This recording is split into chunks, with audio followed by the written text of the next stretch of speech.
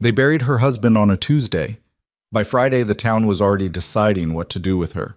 A 19-year-old widow with no money, no land worth keeping, and a little brother to feed. Everyone in Dry Creek had an opinion about Aurelia Voss. Everyone had a plan for her life. But Aurelia had already made her decision. While they were still arguing over who should take her in, she was reading her grandfather's notebooks by candlelight, tracing his handwriting with one finger, and thinking about a cliff that no one else wanted.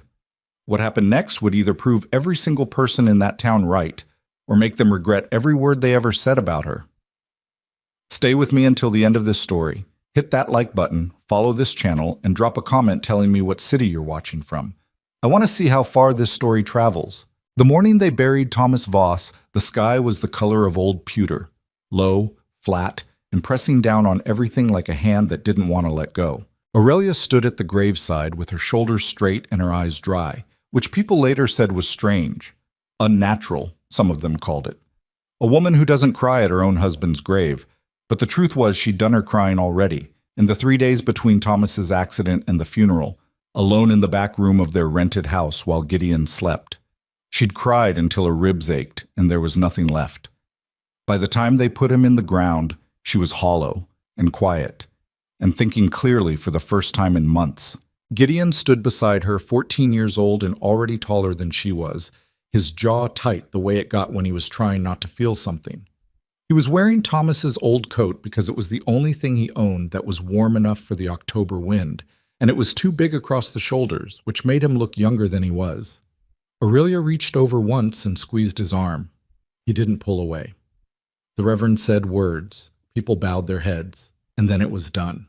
Afterward, in the small yard behind the Caldwell house, where the burial supper was held, people came to Aurelia with their condolences and their suggestions. She accepted the first and deflected the second as gracefully as she could manage. Martha Caldwell, who ran the boarding house on the east side of town, took her hands and held them and said, "You know there's always a room for you here, dear. You and Gideon both. You don't need to worry about a thing." "That's very kind," Aurelia said. "You could work the kitchen in exchange. I've been needing someone who can cook since Dolores left." "I appreciate the offer. It's a good arrangement, stable, safe." Martha squeezed her hands. "You're young. You don't need to be doing anything rash." Harland Mercer, who owned the largest dry goods store in Dry Creek and seemed to consider himself the unofficial voice of the town's common sense, found her near the fireplace an hour later. He was a broad man in his late 50s with a permanent expression of mild disappointment in most things. "I heard you're thinking of selling the wagon," he said without preamble. "I am."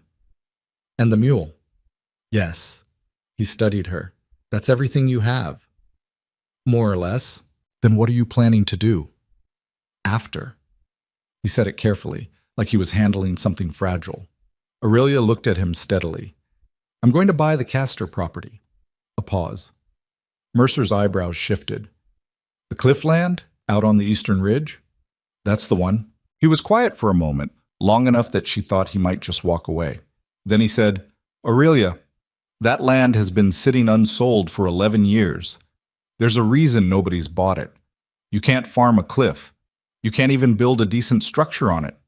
The rock face is sheer in most places. The soil is maybe 2 inches deep where it exists at all, and the nearest water source is half a mile downslope." "I know," she said. "You know." He repeated it back to her like she'd said something in a foreign language. "My grandfather surveyed that land in 1847, she said. "He wrote about it extensively. He thought it had significant potential." "Your grandfather," Mercer said slowly, "was considered by most people in this county to be—" He stopped himself. "Eccentric," she finished for him. "I know what they called him." "I was going to say optimistic," Mercer said, though his tone suggested that wasn't actually what he'd been going to say. "Aurelia, you're 19 years old. You've just lost your husband. This is not the time to be making large decisions based on a dead man's notebooks." She looked at him for a moment, then she said, "Thank you for coming today, Mr. Mercer," and turned and walked away. She bought the Castor property for $31.40, which was everything the wagon and the mule had brought, minus what she'd already set aside for flour and dried beans and lamp oil to last 3 months. The deed was signed on a Thursday morning in the county recorder's office. The clerk, A young man named Percy Fitch looked at the property description and then looked at her and then looked at the description again. "Ma'am," he said carefully, This is the Castor Cliff land." "I know what it is," Aurelia said. "I just bought it." He stamped the deed. He handed it to her. He watched her walk out with an expression that was somewhere between concern and disbelief.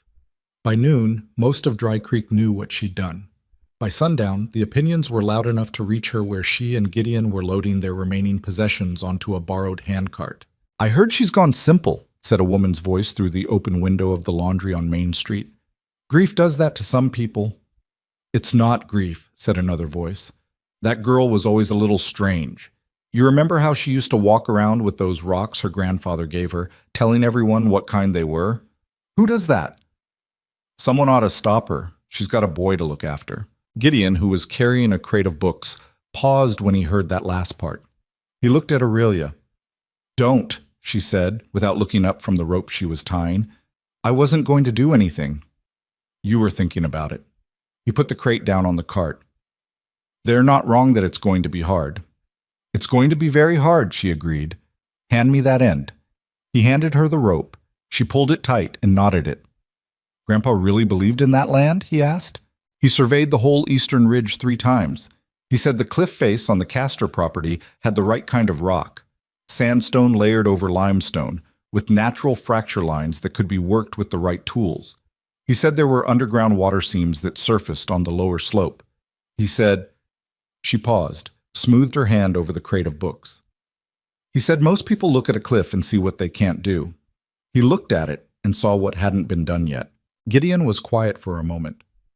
He also kept 14 cats and talked to the moon. "Yes," Aurelia said. He did, but he wasn't wrong about the geology. The Castor property was everything Harlan Mercer had said it was, and it didn't bother pretending otherwise.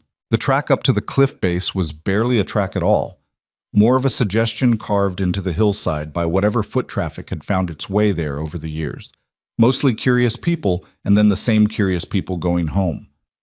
The slope was steep, loose with gravel and dead grass, and by the time they'd wrestled the handcart halfway up, Aurelia's arms were burning and Gideon was breathing hard. They stopped at a wide ledge about 2/3 of the way up, a natural platform maybe 30 feet across, where the slope eased before the cliff face rose vertical behind it. The ledge was south-facing. That was the first thing Aurelia noticed. Her grandfather had noted it in his survey. South-facing exposure, excellent solar gain, protected from northern winds by the cliff itself. She stood on the ledge and looked out at the valley. Dry Creek was visible from here. The rooftops, the church spire, the brown ribbon of the creek itself. The valley floor spread wide and flat in every direction, and in the late October light it looked almost pretty, though she knew what was under it. Clay-heavy soil, unpredictable water tables, a groundwater situation that had been getting worse every dry summer for the past decade. Her grandfather had written about that too. "What do you think?" Gideon asked, coming to stand beside her. She turned and looked at the cliff face. It was close to 30 feet high at its tallest point, sandstone-colored, layered in horizontal bands. There were already natural recesses in it, places where the rock had pulled back in long, shallow caves. She could see the fracture lines her grandfather had described, running vertically at intervals like slow-motion cracks. "I think," she said slowly, "that we're going to be all right." Gideon looked at the ledge, at the cliff, at the valley below, at the single tarp they'd brought to sleep under until they could do better. "If you say so," he said. He didn't sound convinced, but he also didn't argue. They made camp that first night under the tarp, with a small fire against the cliff face to bounce the heat back, and ate beans out of a pot, and didn't talk much. The wind came up after dark and shook the tarp, and Aurelia lay awake listening to it and went through everything in her grandfather's notebooks from memory, which she'd been doing since she was 12 years old. Edmund Voss had spent 30 years as a surveyor and geological observer before old age, and a bad back ended his working life. He'd been called a crank by most of his colleagues, who thought his interest in ancient settlement patterns and how people had lived in rock faces and cliffsides in other parts of the world, and how they'd built systems that lasted centuries, was a distraction from real work. But he'd filled 17 notebooks with his observations and his drawings and his calculations. and he'd left all of them to Aurelia because she was the only one who ever sat still long enough to listen to him. She'd carried those notebooks out of Dry Creek in the waterproof oilskin bag she'd made specifically for them, and she'd read them so many times that in some places the pages were soft as cloth. She lay under the tarp with the wind shaking the canvas, and she thought, rock, water, heat, time. Those were the 4 things he'd always said. Get those right, and everything else was solvable. Ichi. She started on the rock before the week was out. Not the big work, not yet. First she needed to understand the cliff face up close, the way her grandfather had taught her to understand anything, slowly, with her hands, without deciding ahead of time what she was going to find. She went along the face with her fingers, feeling the texture of the stone, pressing at the fracture lines to gauge the depth and direction. She tapped with the handle of the small geologist's hammer that had been Edmund's, listening to the sound the stone made. Hollow in some places, solid in others.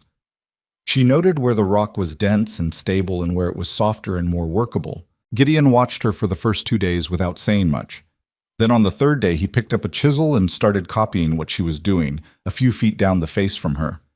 "What am I listening for?" he asked. "A sound like knocking on a good door," she said. "Solid, dense. That's where we don't carve. We're looking for the in-between, where the stone is softer but still sound." He tapped for a while. "Here?" She came over and tapped the same spot. "Yes, just there." He marked it with a scratch of chalk the way she'd shown him. "How deep does Grandpa say we can go?" "Into the natural fracture line, maybe 12 feet. We won't need more than that for the main chamber. We're not trying to dig a mine, we're shaping what's already here." It took them 3 weeks to open up the first chamber. The work was slow and brutal, chiseling and hammering for hours each day, clearing broken stone by hand, their arms and shoulders screaming by nightfall. They worked in 2-hour stretches, and then rested, and then went again. Aurelia kept a detailed log of every foot they advanced, marking which tools worked best on which layers of stone, adjusting their technique as they learned the cliff's particular personality. The people of Dry Creek noticed. The first ones came up out of curiosity, in 1s and 2s, standing on the track below the ledge and shading their eyes to watch. Aurelia could hear their voices drifting up, too distant to make out the words, but not the tone. Then came the ones who were less shy about it. Ned Purcell, who ran the feed store and had a voice that carried like a brass bell, called up from the track one afternoon while they were working. "How's the hole coming along, Mrs. Voss?" Gideon's jaw went tight. Aurelia kept chiseling. "My wife wants to know if you need us to send up some candles," Purcell called, "for the cave you're living in." She heard laughter from the 2 men with him. She set her chisel against the stone and worked for another 10 minutes before she responded at all. And when she did, she didn't shout back. She climbed down the ledge path to where they were standing and looked at Purcell with a calm that seemed to unsettle him slightly. "Mr. Purcell," she said, "how's the water table under your south field this year?" He blinked. "What?" "The clay layer under your south field. It runs shallow on that side, maybe 15 feet down. Last dry summer, I'd guess your well dropped by half. Am I close?" He stared at her. "What does that have to do with—" "Nothing," she said pleasantly. "I'm just curious about the geology." She turned and climbed back up. Behind her, she heard Purcell say something to his companions, his voice lower now. She couldn't hear what it was. She didn't particularly care. Gideon had heard the whole exchange and was watching her as she came back to the face. "What was the point of that?" he asked. "No point," she said, picking up her chisel. "I just wanted him to think." By the end of November, the first chamber was roughed in, 8 feet wide, 11 feet deep, 6.5 feet at its tallest point, which was tight but workable. The back wall was still rough, the ceiling uneven, but it was enclosed on 3 sides by solid rock, and they'd framed the open face with timber salvaged from a collapsed barn on the lower slope. It wasn't comfortable, but it was warm. The thermal mass of the surrounding stone held the day's heat through the night in a way that Aurelia hadn't fully appreciated until she experienced it. She'd read about it in Edmund's notebooks, but reading about it and lying in it at midnight when the outside temperature had dropped below freezing were different things. "It works," Gideon said one morning, sitting up in his blankets and touching the wall. "It's actually warm." "It's why cliff dwellings work in extreme climates," Aurelia said. She was already up, stoking the small fire they kept near the door for cooking. The stone stabilizes the temperature. You don't fight the weather. You let the rock absorb it. He sat there for a moment, feeling the wall. Then he said, "All right, I believe you." She looked at him. "You didn't before?" He had the grace to look a little embarrassed. "I believed you believed it," he said. "That's different." She laughed. It was the first time she'd laughed since Thomas's funeral, and the sound surprised her. Not because it felt wrong, but because it felt like something she'd forgotten she could do. They were not entirely alone in their work, though the help came from unexpected directions. Old Clem Aldridge, who was 73 and had been a stonemason before his knees gave out, came up the track one gray December afternoon with his cane in one hand and a skeptical expression on his weathered face. "Let me see what you're doing," he said, without any greeting. Aurelia showed him. She walked him through the first chamber, explained her approach to the fracture lines, showed him the sketches from Edmund's notebooks. He listened without speaking, occasionally bending to examine something more closely, his breathing rough from the climb. When she was done, he was quiet for a long time. "Your grandfather was right about the fracture lines," he said finally. "Most people would have tried to blast this, which would have shattered the surrounding stone and given you a pile of rubble. Working along the natural breaks is slower, but it'll hold." He looked at the ceiling of the chamber. "You need to keystone the top of that entrance frame before this gets any heavier, or it'll drop on you." "I know," Aurelia said. "I've been trying to figure out the angle." "I'll show you." He came back the next day, and the day after that. He never stayed long. His knees wouldn't allow it. But what he told her in those short visits was worth more than 2 weeks of trial and error.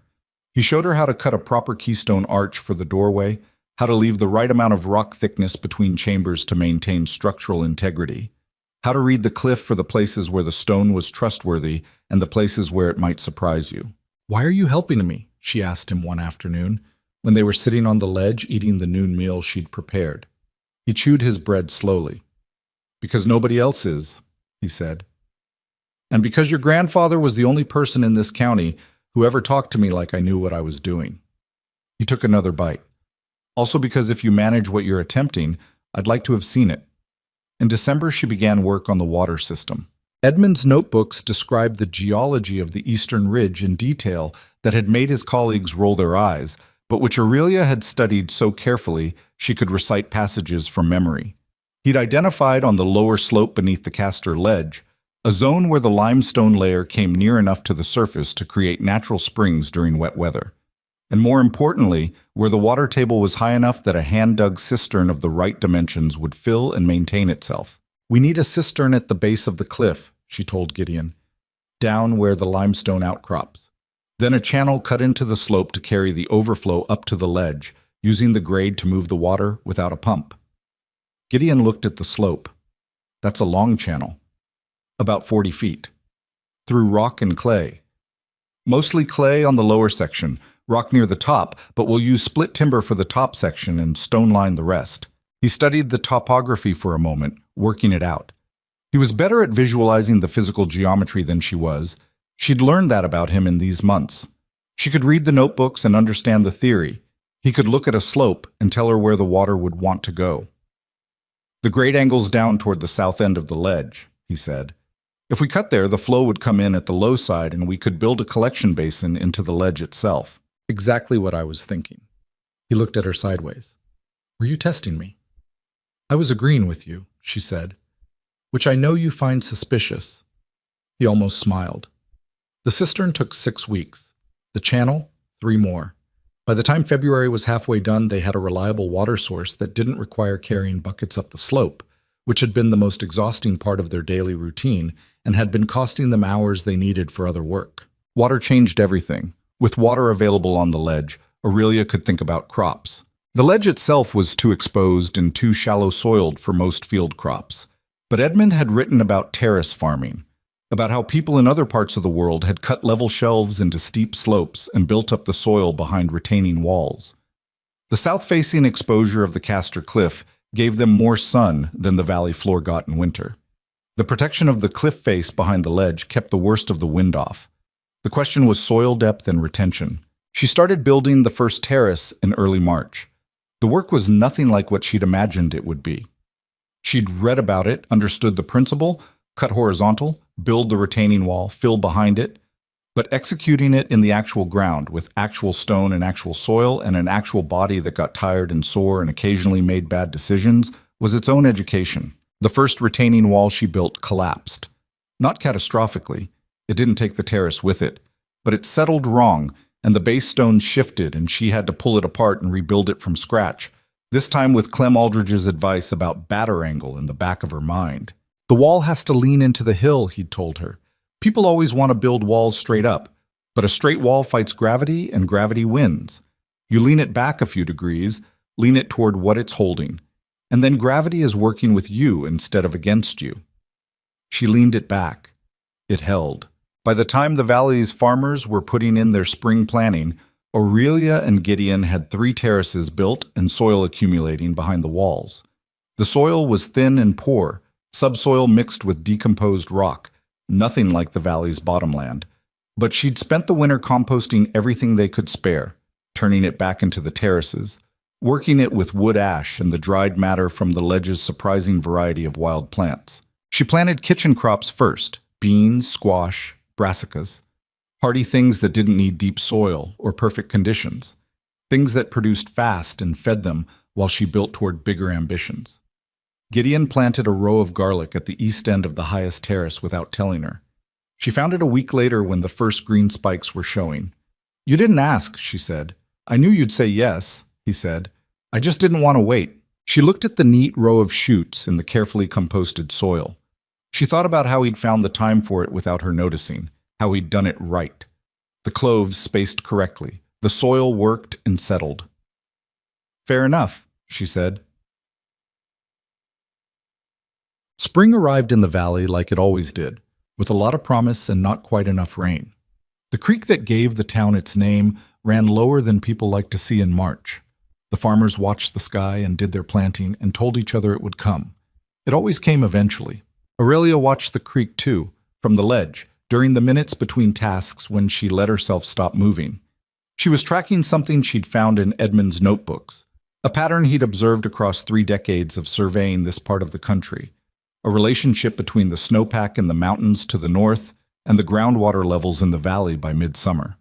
The pattern was not encouraging. She noted it in her own journal. She didn't tell anyone in town about it. They didn't ask. By April, the voices from below the cliff had changed in character, but not in frequency. The cliff witch had become a fixed feature of local gossip, the strange widow and her brother who'd dug themselves into a rock like a pair of badgers, who'd built their odd terraced garden on a south-facing ledge, where nobody in their right mind would try to farm, who'd cut channels in the slope and collected their own water in a hand-dug cistern. Harlan Mercer told a customer in his dry goods store that Aurelia Voss was going to prove to everyone what stubborn foolishness led to. He said it with the confidence of a man who has never been seriously wrong about anything in his own estimation. On the ledge above the valley, Aurelia was transplanting seedlings into her second terrace and thinking about the underground water seam that would let her cut another cistern the following autumn, and whether the lower slope had enough grade to run a second channel from a different spring point, and what varieties of grain might grow in the thin terrace soil if she built it up another season. She was not thinking about Harlan Mercer at all. Gideon came back from a supply run to town in late April with flour and salt and a bruised look around his eyes that he was working hard to hide. "What happened?" she asked. "Nothing." "Gideon." He set the sacks down on the ledge and looked at the valley for a moment. "Purcell's boy, he and 2 of his friends, they said some things." She waited. "About you. About what we're doing up here." He stopped. "I hit the Purcell boy. I shouldn't have." "I know." He looked at her. "But I was tired of it." She sat down on the edge of the ledge and looked at the valley. The late April light was golden and dusty, and the creek below was visibly lower than it should have been. "Come here," she said. He came and sat beside her. "Look at the creek," she said. He looked. "What do you see?" He was quiet for a moment. "It's low. For this time of year, it's very low. The snowpack was poor. The spring rains have been less than half of average. In a normal year, the creek would be running bank full through April." She paused. "I've been tracking it against Grandpa's records. He saw this before. He wrote about what came after." Gideon looked at the creek, then at her. What came after? She looked at the valley below, at the farms and the town, and the people going about their days with no particular reason to worry. A very hard summer, she said. She didn't say more than that. She didn't need to, because what she'd seen in Edmund's notebooks was specific enough that it kept her up at night sometimes. Not with fear exactly, but with the particular weight of knowing something that other people didn't yet. She turned back to the terraces. There was more work to do. There was always more work to do. And somewhere in the back of her mind, like a clock ticking in a quiet room, she felt the shape of what was coming. The garlic came up strong in June. Aurelia stood at the edge of the highest terrace on the first hot morning of the month and looked at the neat green spears pushing through the composted soil. And for a moment she felt something close to pride. Not the proud kind that makes a person stand taller, but the quieter kind that settles somewhere behind the sternum like a stone placed just right. She'd grown things before, in the kitchen garden behind the rented house in town, but those had been small efforts, almost accidental. This was different. This had been planned and fought for, built from nothing in soil she'd made herself, on land that everyone said couldn't grow a weed. The valley below was planting its second round of summer crops. She could see the dust rising from Purcell's south field on a morning with no wind, which meant they were running a cultivator through dry ground that should have still had some moisture in it from spring. It was the second week of June. The creek had dropped another 6 inches since April. She'd been measuring it with a stake she'd driven into the bank near the base of the cliff path, scratching a mark into the wood each week, and the marks were telling a story that nobody down there seemed to be paying attention to. She pulled a small dried weed from between 2 garlic plants and thought about Edmund's notebooks. He'd recorded a drought in this valley in 1851 that had lasted 14 months. The signs going in, he'd written, were exactly the same as what she was looking at now.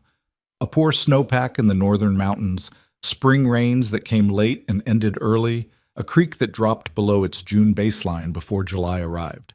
The farmers in 1851 had not been prepared. Their wells had failed by August. Their crops had burned in the field before harvest. 3 families had left the valley entirely.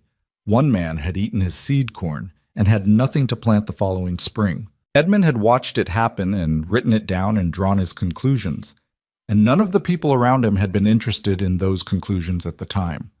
Aurelia carried the dead weed to the compost pile at the back of the ledge and went to find Gideon. He was in the second chamber, the one they'd finished in March, which was larger than the first and served as their main living space now, running a whetstone along the edge of one of their chisels. The sound of it was rhythmic and dry. He looked up when she came in. "We need to put in a second cistern," she said. He looked at the chisel, then at her. "We talked about doing that in the fall. I want to move it up. Start now." He set the whetstone down slowly. In the months they'd been living on the cliff, he'd gotten good at reading the particular quality of her focus, the way it narrowed when she'd been thinking about something for a while and had come to a conclusion she wasn't going to move off of. "How bad?" he asked. "I don't know yet. Bad enough that I don't want to wait until fall to find out I was right." He picked the chisel back up, turned it in his hands. "Where do you want to site it?" She spread Edmund's sketch of the lower slope on the workbench. A plank laid across 2 sawhorses, which was where she'd done most of her planning since they moved in. She put her finger on a spot about 15 feet below and to the west of the existing cistern. "There's a secondary spring point here. Grandpa marked it as seasonal. Runs from snow melt through midsummer and then goes dry. Right now it's still running. If we get the cistern in while there's flow, we can fill it before the seam dries up and have that water in reserve." Gideon studied the sketch. 2 cisterns. 3, eventually, and I want to double the capacity of the first one while we're at it. He was quiet for a moment. Outside, a jay was making a racket somewhere on the slope below them. The sharp, aggravated cry of a bird that had found something and then lost it again. "Aurelia," Gideon said, "how long are you thinking this could last?" She looked at the sketch and then at him and said, as evenly as she could, 14 months, maybe more. He didn't say anything. He just looked at her with the expression of someone who'd been hoping she was going to say something else. "We'll be all right," she said. "We have the terraces producing. The water system is ahead of where I thought we'd be. If we put in the second cistern and expand the storage, I'm not worried about us, he said. I know we'll be all right. He looked toward the chamber entrance, toward the view of the valley below. What about them? She didn't answer that. She folded the sketch and put it in her apron pocket and went back out to the ledge. Chag. They started on the second cistern the following morning. The work was harder than the first one had been. The ground at the new site was more rock than clay, which meant chiseling and hammering instead of digging, and the summer heat on the south-facing slope was punishing in a way that the spring work hadn't prepared them for.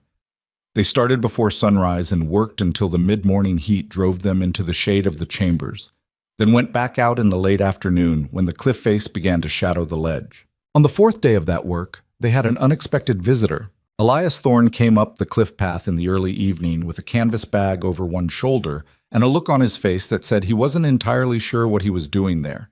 He was 32, the town's only blacksmith, a quiet man with wide hands and a permanent smudge of iron dust along his left jawline that seemed to reappear no matter how thoroughly he washed. He and Aurelia had spoken perhaps a dozen times in the years she'd lived in Dry Creek. He'd shod Thomas's horse twice, and once he'd fixed the hinge on a chest she'd brought in for repair, and he'd spoken to her at the funeral in a way that was direct without being intrusive, which she'd appreciated. He stood at the top of the path and looked at the ledge, at the terraces, at the channels cut into the slope, at the timbered frames of the chamber entrances, and was quiet for a long time. "Mrs. Voss," he said finally. "Mr. Thorne, I brought you something." He set the bag down and opened it. Inside were 3 chisels, longer and heavier than the ones she'd been using, with proper forged steel tips. "I saw what you were working with when you came in for the sharpening last month. Those old tools of your grandfather's are decent for finish work, but for primary excavation, you need more weight behind the cut." She looked at the chisels. They were good work. She could see that without picking them up. The edges were true, and the steel had the right color. "What do I owe you?" she asked. "Nothing yet. Try them and see if they suit you." He paused. "I could sharpen your full set while I'm here, if you want. I brought the kit." She studied him for a moment. He looked back at her without any particular agenda in his face, which she'd learned to appreciate about him. "I'd be grateful," she said. He sharpened the tools while she and Gideon worked, sitting on a flat stone near the cliff face with his sharpening kit spread around him, working steadily and without making conversation. When he was done, he walked over to where they were excavating the new cistern and looked at what they were doing. "You're going in at the wrong angle," he said. Gideon stopped and looked at him. Aurelia looked up from the chisel she'd been setting. "At that angle, when you hit the water-bearing layer, you'll get seepage along the base, but you won't get a clean fill. You want to take it in at a slight negative grade, tilted back toward the cliff, so the water runs to the low side of the cistern naturally, and you can draw from one point." He picked up a stick and drew it in the dirt. "Like this." Aurelia looked at the sketch in the dirt. She looked at the notebook in her head, where she'd thought she understood this problem well enough. She hadn't thought about the drainage direction inside the cistern itself. "You've built cisterns before?" she asked. "My grandfather had a farm on limestone country in the hill districts. We built 3 of them when I was a boy." He looked at the hole they'd started. "I can help you correct the angle now before you go much deeper. It won't cost more than an hour to fix." It cost closer to 2 hours, but at the end of it, the cistern cavity had the right geometry. When the spring seam hit it the following week, the water ran exactly where Thorne had said it would run. He came back 4 more times that month. He never announced he was coming and never explained why, and Aurelia stopped expecting an explanation. He brought tools when he brought tools, and labor when he brought labor, and sometimes he just came and sat on the ledge for an hour in the evening, looking at the valley, not talking much. Gideon, who had been suspicious of him on the first visit, gradually became less so, helped along by the fact that Thorne treated him like a person who knew what he was doing, which was not something most adults in his experience had bothered to do. One evening in mid-July, when the 3 of them were sitting on the ledge watching the sun go down behind the western ridge, Thorne said quietly, "The creek dropped again. Down at the ford, it's barely running over the stones." "I know," Aurelia said. "How long have you been expecting this?" "Since February," she paused. "March at the latest." He looked at her. You said something to Mercer.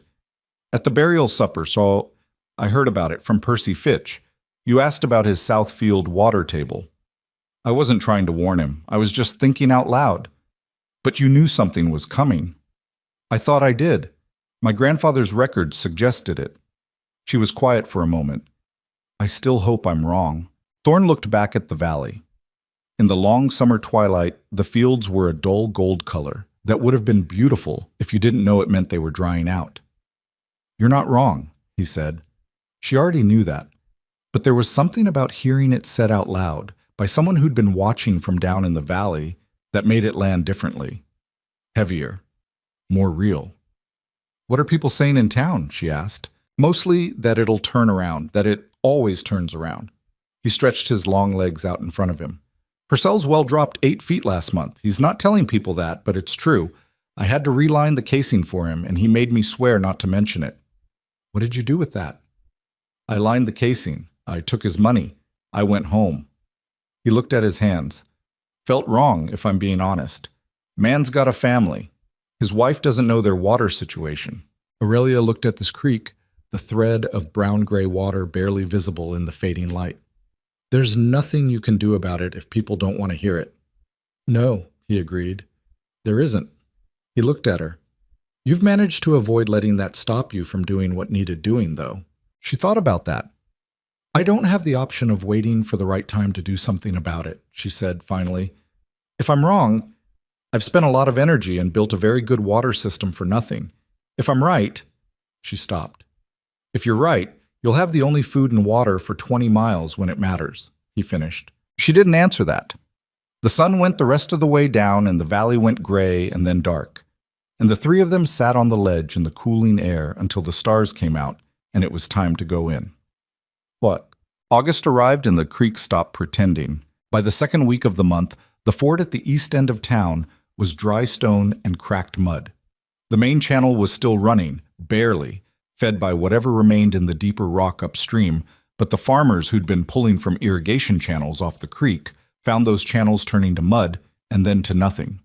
The kitchen gardens in town were the first casualties, scorched and brittle by the relentless heat. Then the livestock began to struggle, drinking from wells that were having to be deepened every few weeks as the water table kept dropping. The first of the valley's farms failed in August. The Cormack family, who'd been there 20 years and had one of the best producing properties in the valley's middle section, lost their entire summer crop to a combination of the heat and an aphid infestation that the dried-out plants couldn't resist. They sold what they could sell and started talking about leaving. Aurelia knew about it because Gideon came back from a supply run in the second week of August, with that bruised look behind his eyes again, only this time it wasn't about himself. It's bad down there, he said. He set the sack on the ledge and sat down heavily. You can see it in people's faces. They're not laughing anymore. Not about us, not about anything. She was transplanting late-season brassicas into the top terrace. She kept working while he talked. Mrs. Cormack was at the store when I was there. She was trying to sell her preserves, the whole pantry, basically. She had these jars lined up on Mercer's counter, and she was... He stopped. She looked like she'd been crying for a week. Aurelia set the seedling down and pressed the soil around it. Did they sell? Most of them. Mercer gave her fair price. I'll say that for him. Gideon was quiet for a moment. He also looked at me differently when I came in. Usually he kind of... You know how he looks at you? Like you're a problem he doesn't want to deal with. I know. He didn't do that today. He just looked at me. Like a regular person. She moved to the next spot and dug a small hollow with her fingers. That'll change again when this is over and things get back to normal, she said. People's behavior in a crisis and their behavior when there is no crisis are two different things. Maybe, Gideon said. He picked up a loose stone from the ledge and turned it over in his hands. Or maybe not. She planted the next seedling and thought about the Cormack family, and the aphids, and the water table, and the 14 months Edmund had recorded in 1851. She thought about how the valley's farmers had planted this year's crops the same way they planted every year. Row crops, corn and wheat primarily, both of them heavy water consumers, both of them poorly suited to dry conditions. She thought about the clay-heavy soil in the valley bottomland, which held moisture when there was moisture to hold but turned to cracked, impermeable hardpan when it dried out, which made runoff worse when rain finally came because the water couldn't penetrate fast enough. She thought about all of this with the particular feeling she'd been living with since February. The feeling of watching a thing unfold in slow motion from a high enough vantage point to see the whole shape of it, but not being positioned to do anything about it for anyone except herself and Gideon. Not yet. There were 3 goats on the ledge now, picked up cheaply from a family in the valley who decided they couldn't afford the water to keep them. They'd been skeptical about the purchase. Goats seemed like a lot of work for a cliff settlement, but Aurelia had been thinking about them since April, when Edmund's notebook on pastoral cliff farming had described them as ideal livestock for high rocky terrain. They were browsers rather than grazers, meaning they could subsist on the scrubby brush and the dried grass on the upper slope rather than needing dedicated pasture. They gave milk. They were, in Edmund's words, a closed loop in a small system. Gideon had named them before she could stop him. The largest was Martha, after the boarding house owner. The middle one was Percy. The smallest and most difficult was Mercer, a name that required no explanation. Mercer the goat had twice gotten into the bean terrace and once had eaten 3 pages out of the notebook Aurelia left unattended for 15 minutes. "He's just living up to his namesake," Gideon had said, retrieving the animal from the terrace with more effort than should have been necessary. The goats were producing. The terraces were producing. The cisterns, both of them now full, the second one topped off just before the spring seam ran dry in late July, were holding steady. They were not comfortable. They were not anywhere close to having excess. But they were producing, and in a valley that was beginning to feel the first real bite of a drought that had no intention of being short, that mattered. In the last week of August, something happened that Aurelia hadn't expected. She came down the cliff path alone, early morning, to fill a specific material order from the hardware store. She needed a particular gauge of copper tube for a modification she was planning to the water channel. And when she came out of the hardware store onto the main street, she found herself face to face with Anna Purcell. Ned Purcell's wife was a year or 2 older than Aurelia, a practical woman who kept a tidy house and 3 children, and had always struck Aurelia as someone who formed her own opinions without waiting for her husband to supply them. She was carrying a market basket, and she looked tired in the specific way that people look tired when they've been worried for a while without being able to do anything about the thing they're worried about. She looked at Aurelia for a moment and then said, without preamble, "Is your water holding?" Aurelia looked at her. "Yes." "Your garden?" "Producing." Anna Purcell's jaw moved like she was working something around in her mouth. "I heard you built cisterns, up on the cliff." "2 of them." A pause. "Ned won't say anything, to you or to anyone else. But I want you to know what you've done up there. I don't think you're mad."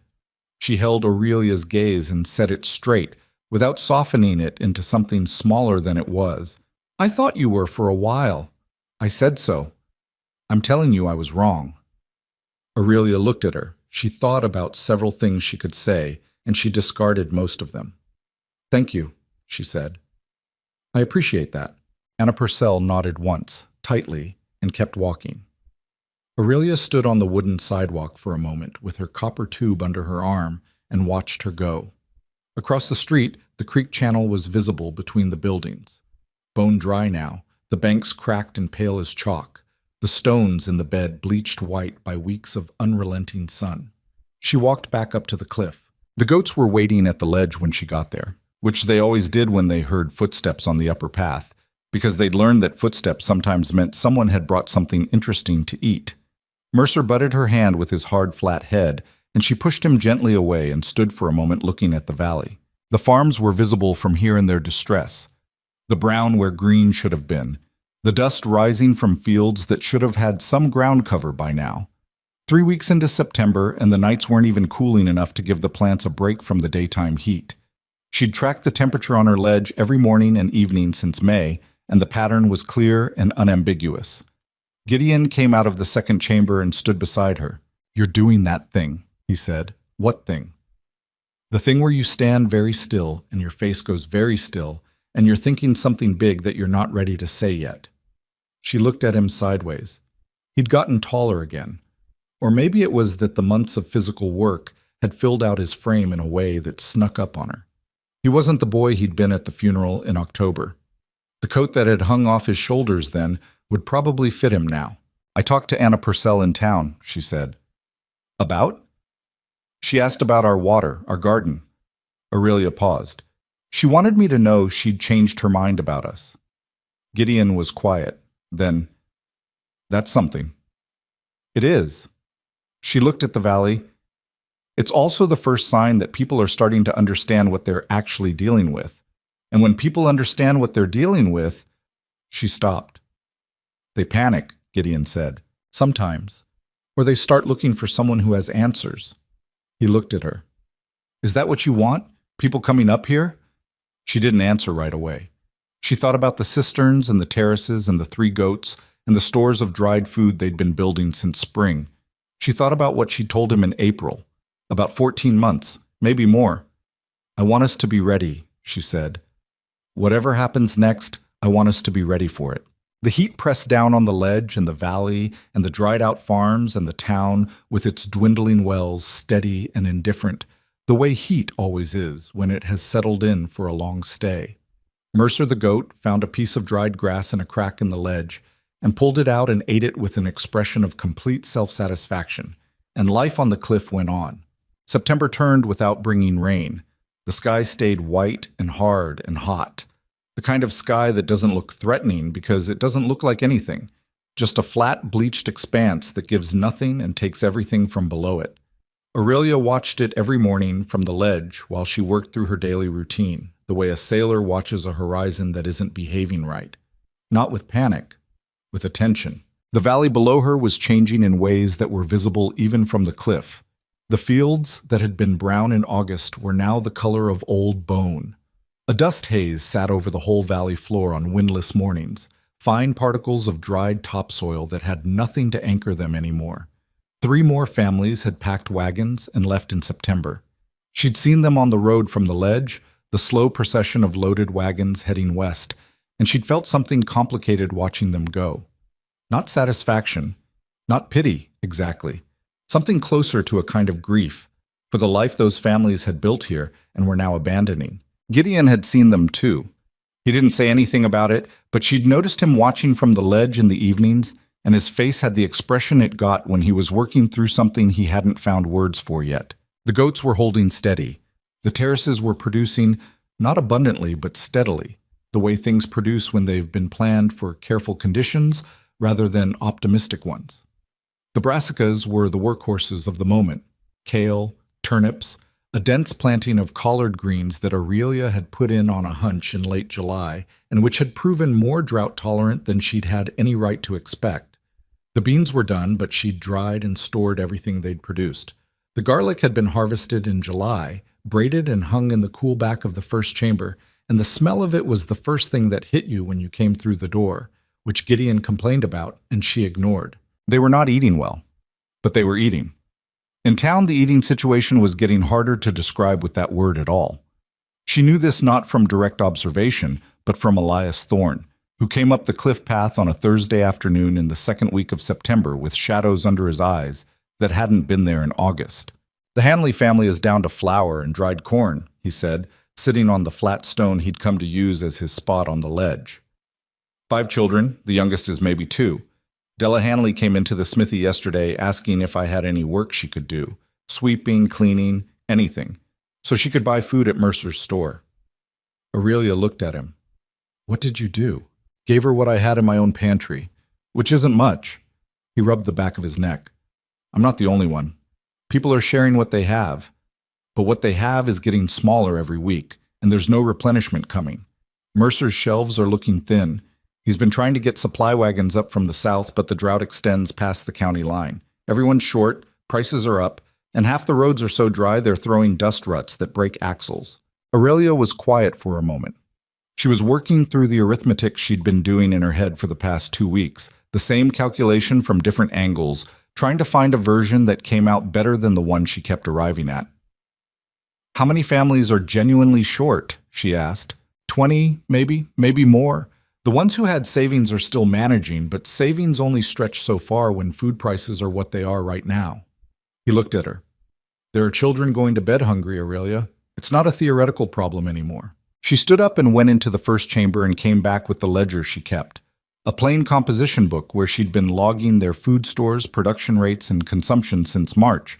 She sat back down and opened it and went through the numbers while Thorne watched. "If we cut our rations by a third," she said, half to herself, "and Gideon agrees, which he will because he won't have any choice, we could share some of what we have with the worst-off families. But it wouldn't last. A week, maybe 10 days, and then we'd be in the same position they're in, except without the infrastructure that's keeping us going long-term." "Giving food isn't the answer," Thorne said. "I know." "What is?" She looked at the ledger. She thought about Edmund's notebooks, about the passages she'd practically memorized, the ones about long-term water management, about terrace systems, about the valley's underlying geology, and what it could support if it was managed differently than it had been. She thought about 14 months, about how much of that time was still in front of them. "I need to think," she said. "All right. Come back tomorrow evening. Bring Clem Aldridge if he'll come." Thorne looked at her with the particular expression he'd developed over the summer, the one where he was clearly thinking several things at once, but had decided to wait and see what she was going to do before he weighed in. It was a quality she'd come to rely on without meaning to. "I'll ask him," he said. Clem Aldridge came up the cliff path the following evening, moving slowly but steadily, his cane working the loose gravel with the practiced efficiency of a man who'd made peace with his knees without making peace with being told what he couldn't do. He looked at the ledge and the chambers and the terraces with the expression of a man taking stock of a job site. "You've added 2 terraces since I was here last," he said. 3 weeks ago, Aurelia said. Gideon did most of the wall work on the lower one. Gideon, who was tending the goats at the far end of the ledge, looked up briefly and then went back to what he was doing. He'd gotten quieter in the last month in a way that wasn't worrying exactly.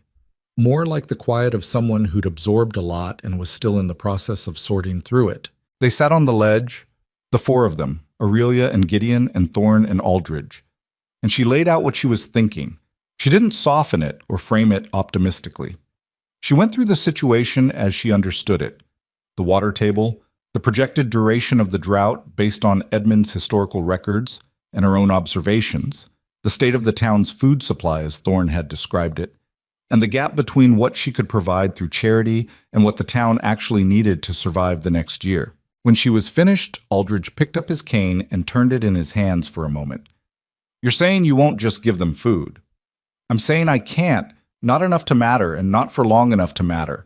What they need is what we've spent the last year building. A water system, productive land, stored food, not a week's supply. A system.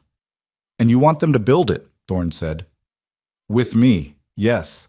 Aldridge made a sound that might have been a laugh and might have been something else. "The town that called you a cliff witch. I'm aware of the irony." "They won't like it," Thorne said, "being told they have to work for food." "No," she agreed. "They won't, at first." "Mercer especially," Aldridge said. He said it with a certain relish that suggested whatever complicated history existed between himself and Harlan Mercer, it had never fully resolved. "Mercer will come around," Aurelia said, with more certainty than she actually felt.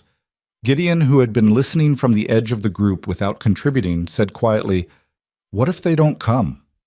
What if they decide you're still the cliff witch and they'd rather wait for rain than work with you?" The question landed in the silence and sat there.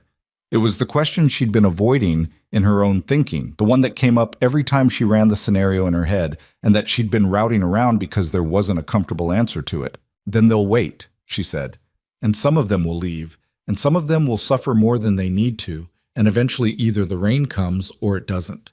She paused. "But I think when people are hungry enough, they make decisions they wouldn't have made before. That's not cynical. It's just true."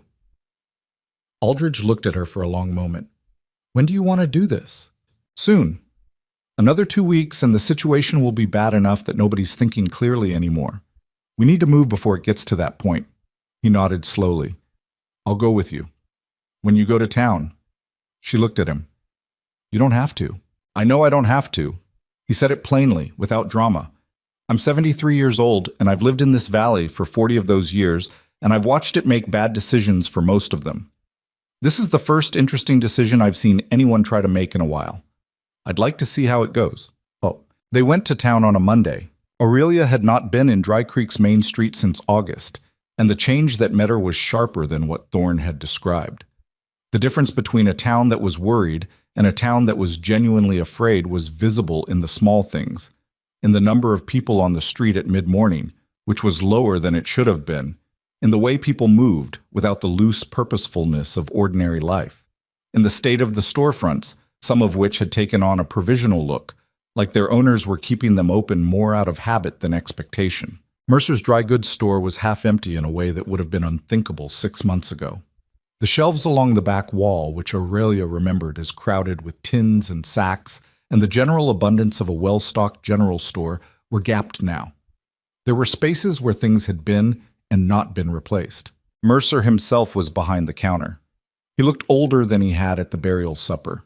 Not dramatically, but in the way that stress ages people who aren't used to things being outside their control. He watched Aurelia come through the door with Thorne beside her and Aldridge behind, and his expression went through several things in quick succession before settling on something carefully neutral. "Mrs. Voss," he said. "Mr. Mercer," she said, "I'd like to talk to you and the other town leaders. Today, if possible. This afternoon." A pause. "About?" "About what I know, what I have, and what I'm proposing." She held his eyes. "I think you know the situation is serious enough that it's worth an hour of your time." He looked at her for a moment. She could see him working through it. The history between them, the 11 months of her being the town's standing joke, his own public statements about her foolishness. She could see him measuring all of that against the half-empty shelves behind him and the Hanley family's youngest child and the creek running dry at the ford. "The Caldwell house," he said. 3 o'clock. There were 9 of them in Martha Caldwell's front parlor that afternoon. Mercer. The mayor, a thin man named Roland Fitch, who was Percy's uncle and who had a way of looking like he was about to deliver bad news even when he wasn't. The heads of the 3 largest farming operations, 2 merchants, Aldridge, who was not a town leader but whom nobody was going to ask to leave, and Aurelia, who sat in the straight-back chair nearest the window and laid her grandfather's notebooks on her knee like a document she intended to use. She didn't waste time. She told them what she knew. The drought would not break soon. She gave them the historical evidence, Edmund's 1851 records, her own observations against his data. She told them how long it had lasted then, and why she believed the current one was following the same pattern, and what the implications were for the water table and the soil and the livestock and the stored food supply. The room was very quiet while she talked. Then Roland Fitch said, "With respect, Mrs. Voss, your grandfather's observations from 20 years ago are consistent with my creek measurements from the past 6 months," she said, "which I have logged here against his baseline data." She opened the notebook to the page she'd marked and set it on the table. The creek level on June 15th this year against his recorded June 15th level in 1851. The variance is less than 4%. Fitch looked at the notebook. He looked at Mercer. Mercer was looking at the notebook with an expression she couldn't quite read. "What are you proposing?" said one of the farmers, a heavy-set man named Douglas Webb, who ran the largest wheat operation in the valley. He asked it bluntly, without the diplomatic hedging the others had been using, which she respected. "I'm proposing that you bring your people to my cliff," she said. "Farmers, laborers, anyone who can work. In exchange for food from my stores, a fair daily allocation, enough to keep families fed, they help me build what the valley needs to survive the rest of this drought and prevent the next one." "What does the valley need?" Webb asked. "Water storage. Terraced plots on the higher ground, where the soil doesn't dry out as fast. A shared cistern system fed by the spring seams on the eastern ridge. There are 3 more sites above my property that I've already identified.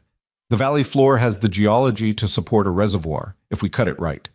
And we need to start working composted organic matter back into the topsoil before it gets any more degraded, or the first heavy rain that comes after this drought ends is going to strip 10 inches of dirt off the top of every field in the valley." She stopped. The room was still. Webb said slowly, "You want us to dig reservoirs? And terraces and water channels?" "Yes. During a drought, with a workforce that's already weakened from short rations." "I know what I'm asking," she said.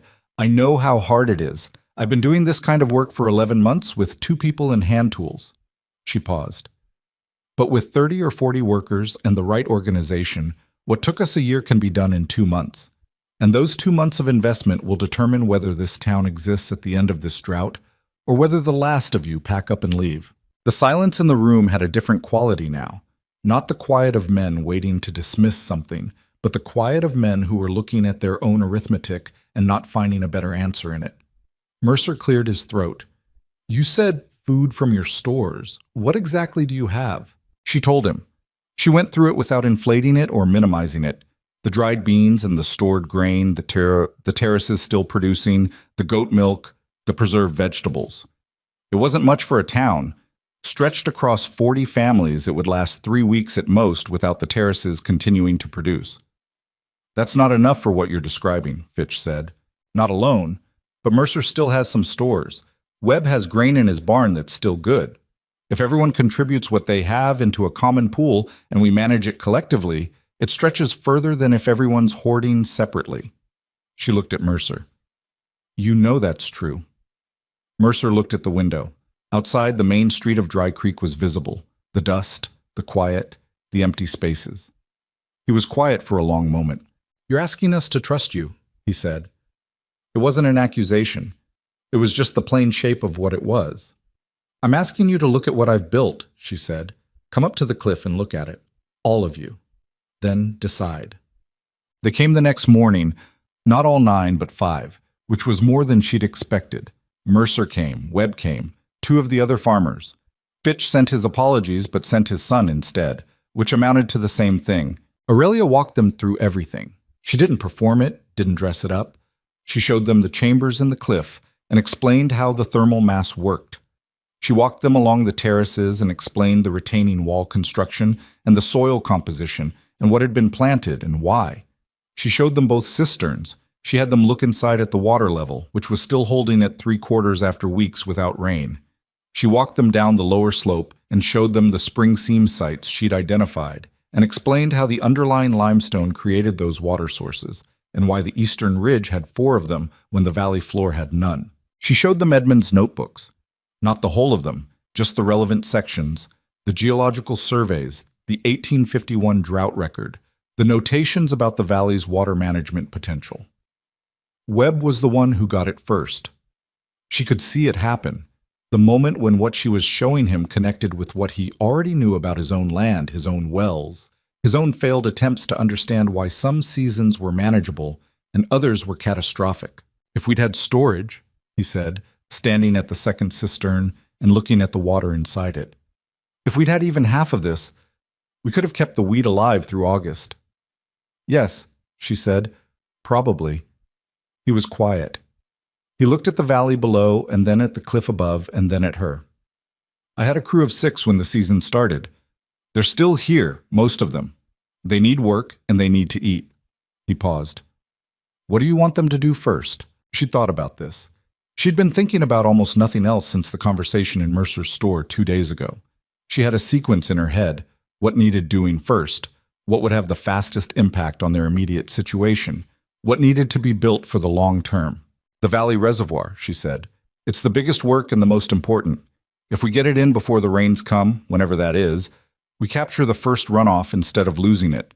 Without it, the first big storm after this drought ends will just run off the hardpan and disappear downstream. With it, we start rebuilding the water table. Webb nodded slowly. Where? She pointed to a shallow depression on the valley floor, visible from the cliff, a natural low point in the terrain that Edmund had marked on his survey map.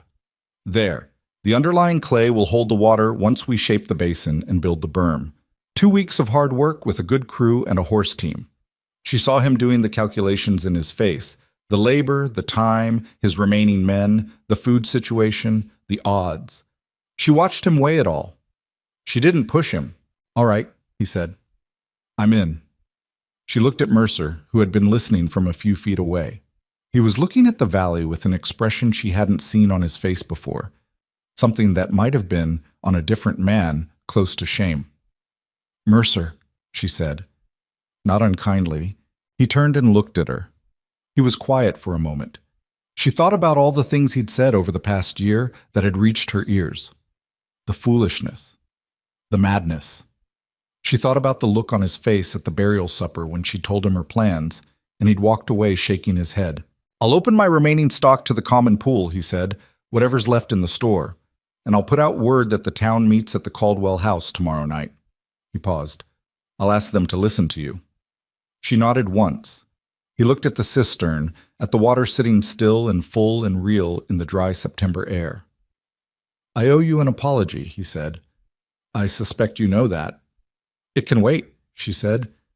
"Right now I need your store inventory and your platform wagon." Something shifted in his face. Not quite a smile, but close to it.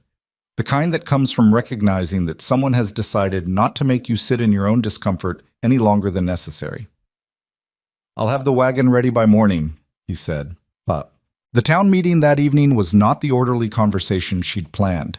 People were frightened, and frightened people do not sit quietly and listen to proposals. There were raised voices within the first 5 minutes. A woman near the back of the room, she couldn't see who, kept saying that they should send for county relief, and several other voices agreed, and Aurelia had to let that run its course before she could explain why county relief wasn't coming, because the county was in the same situation as the rest of them. A man she didn't recognize stood up and said, the problem was that they'd all been following bad advice from the county agricultural office for 20 years, and if someone had listened to the right people earlier, none of this would be happening. That generated enough argument to take another 10 minutes. Gideon, sitting beside her, leaned over and said quietly, "This is going badly." "It's going normally," she said. "Wait."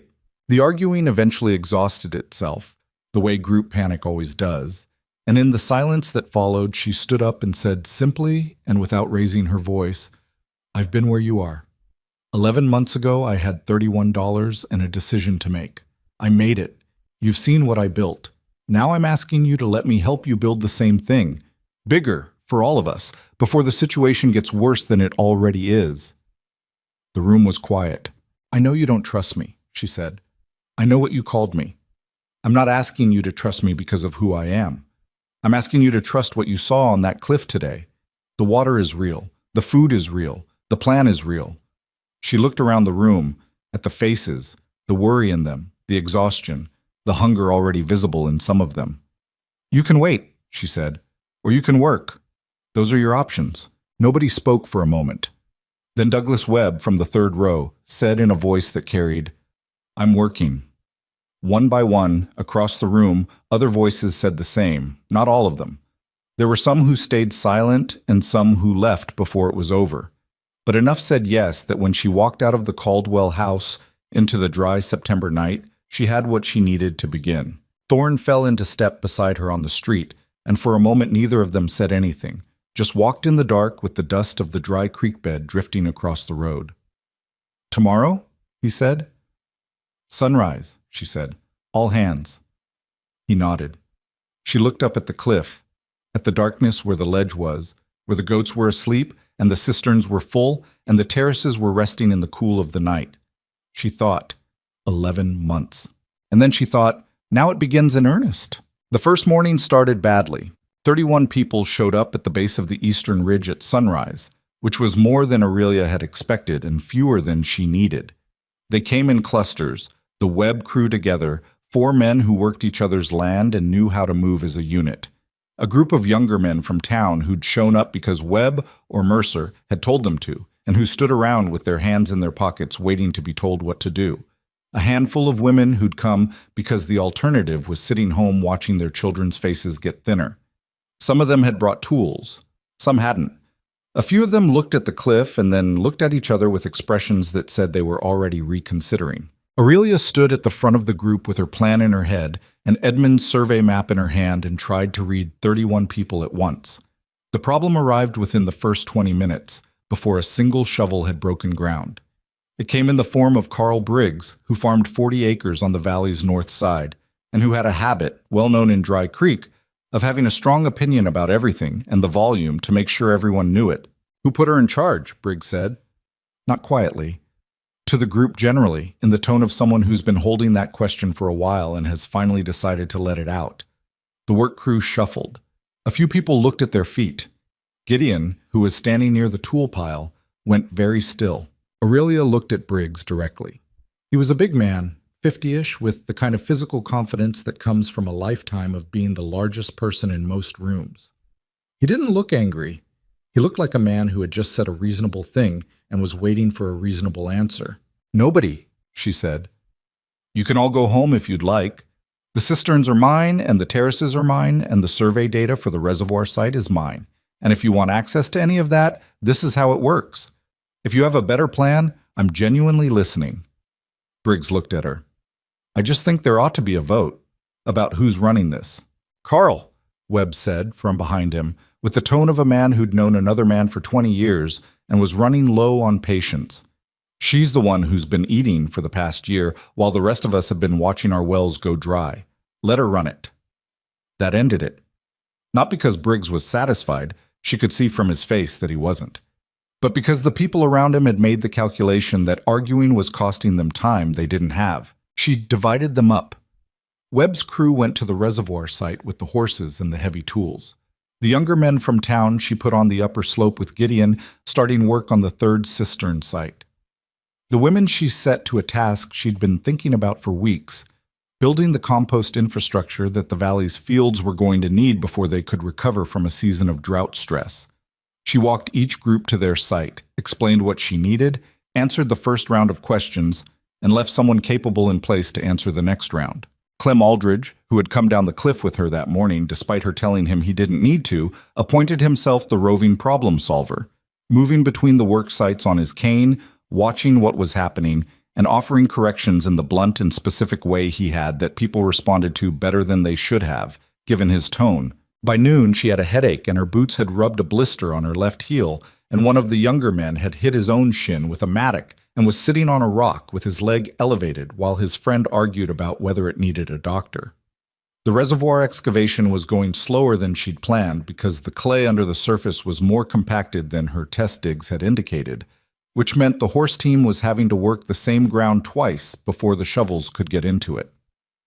The third cistern was in the right location, but Gideon had miscalculated the drainage angle and had to pull half the morning's work and start that section over, which put them 2 hours behind and put him in a mood that he was containing but barely.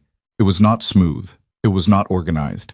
It was 31 people with different skill levels and different temperaments and different ideas about what they were doing and why, trying to execute a plan that most of them hadn't had time to fully understand.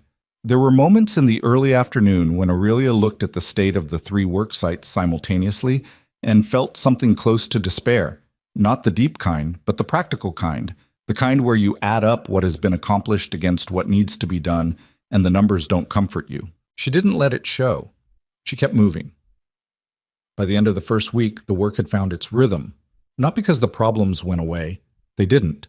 But because people started to understand their part in the whole, and understanding your part, even a hard and unglamorous part, changes how you move through it. The reservoir excavation was the center of everything. It was the largest work and the most visible.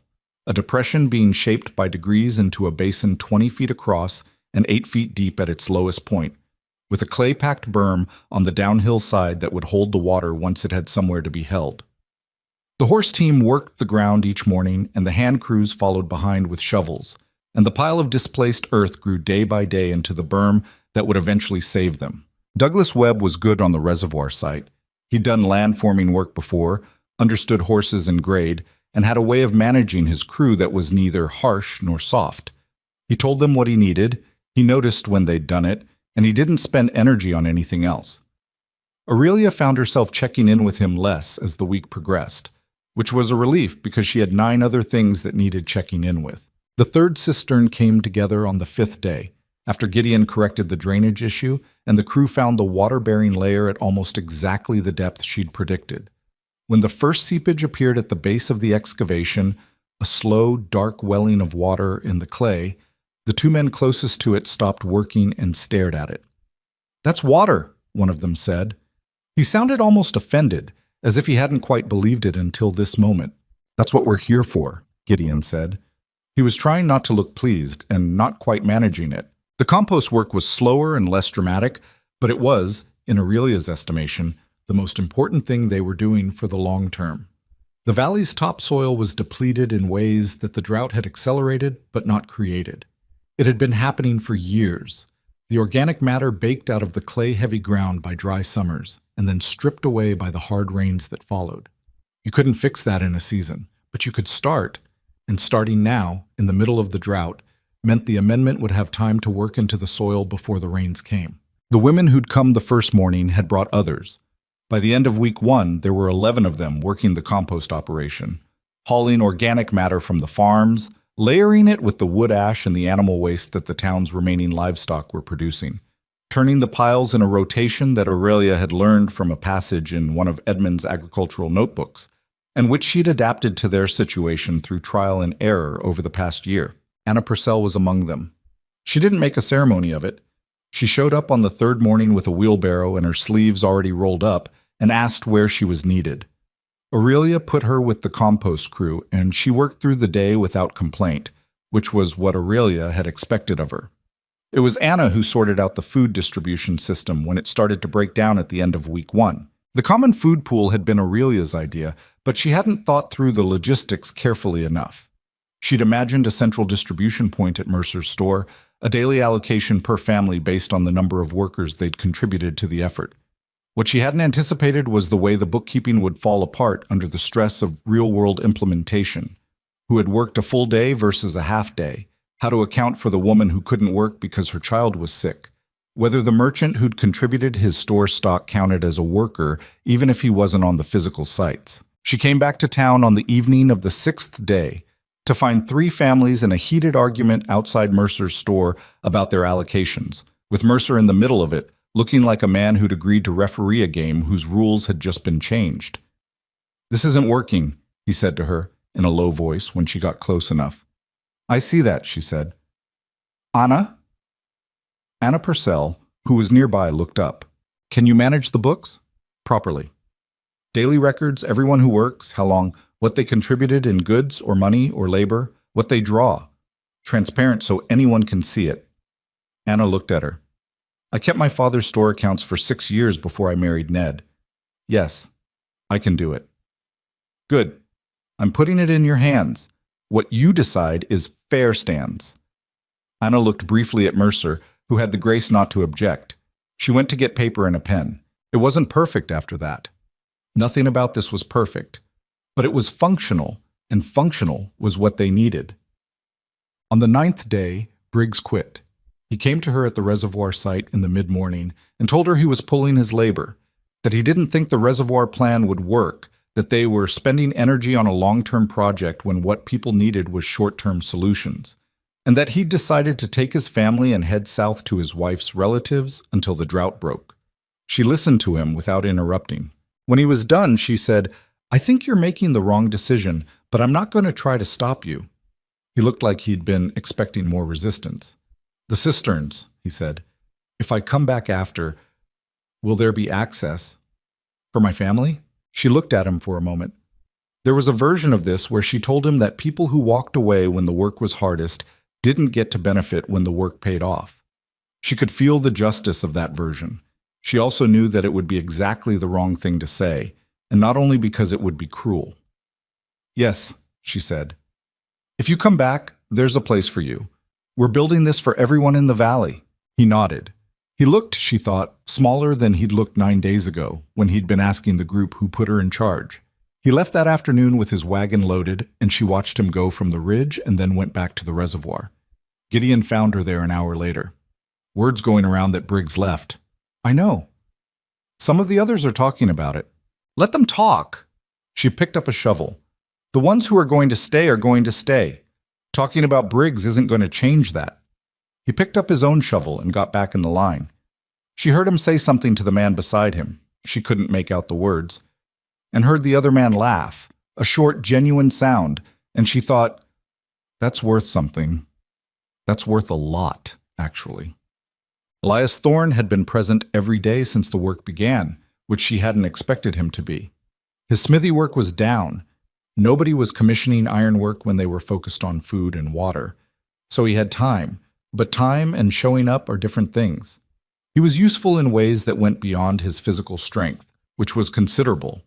He could diagnose a mechanical problem in the middle of a task and come up with a solution faster than anyone else on site. And he had a way of working alongside people that made them work harder without them noticing it was happening. He'd been working the berm on the reservoir, and on the evening of the 10th day he sat next to her on the ridge above the work site, and they looked at what had been accomplished. The basin was taking shape. The berm was solid on 3 sides. The 4th side, the inlet side, was graded to catch the runoff from the slope above it when the rain finally came. It wasn't finished.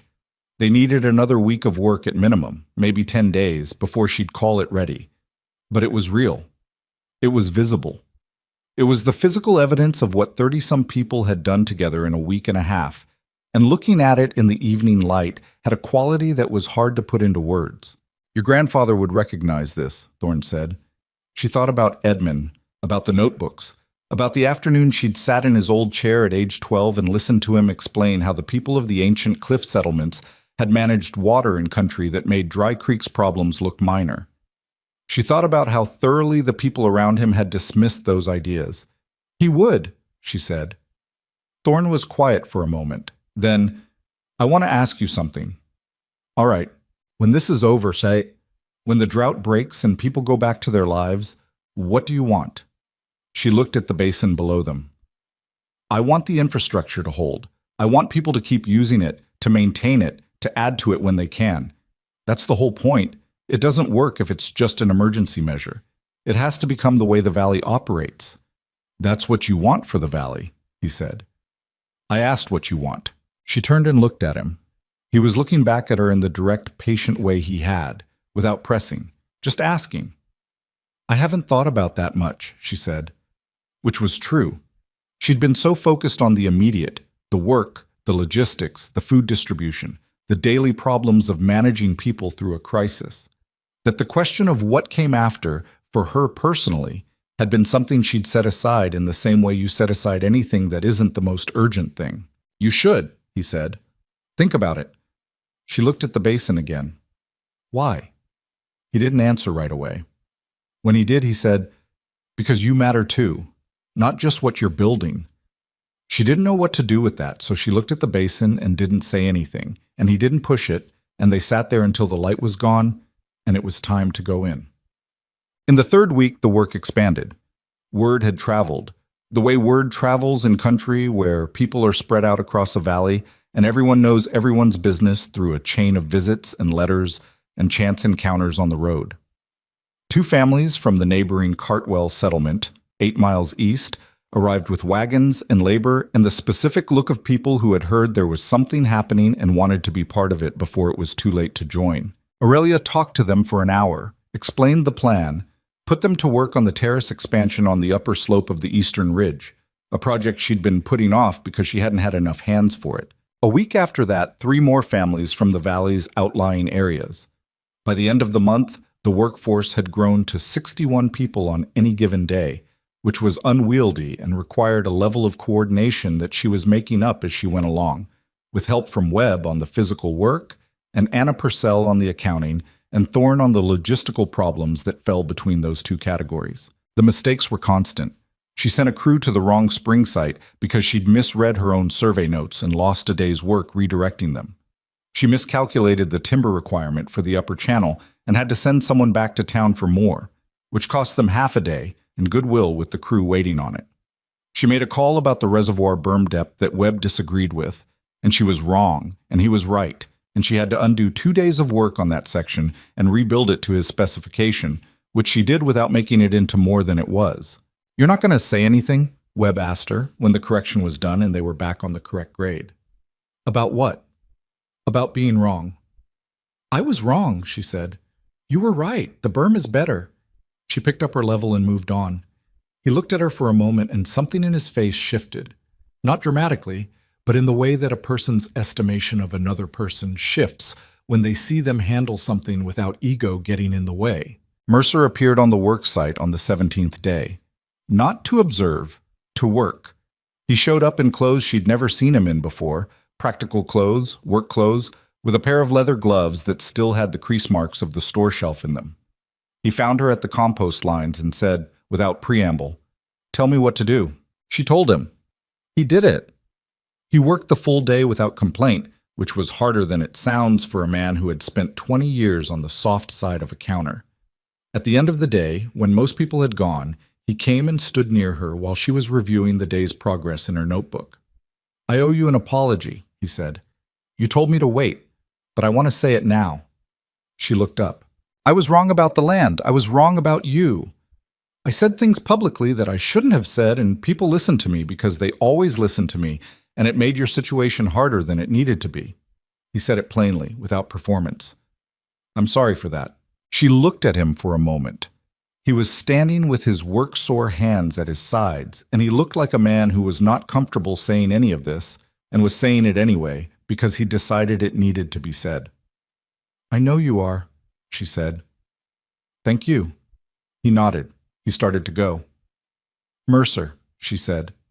He turned.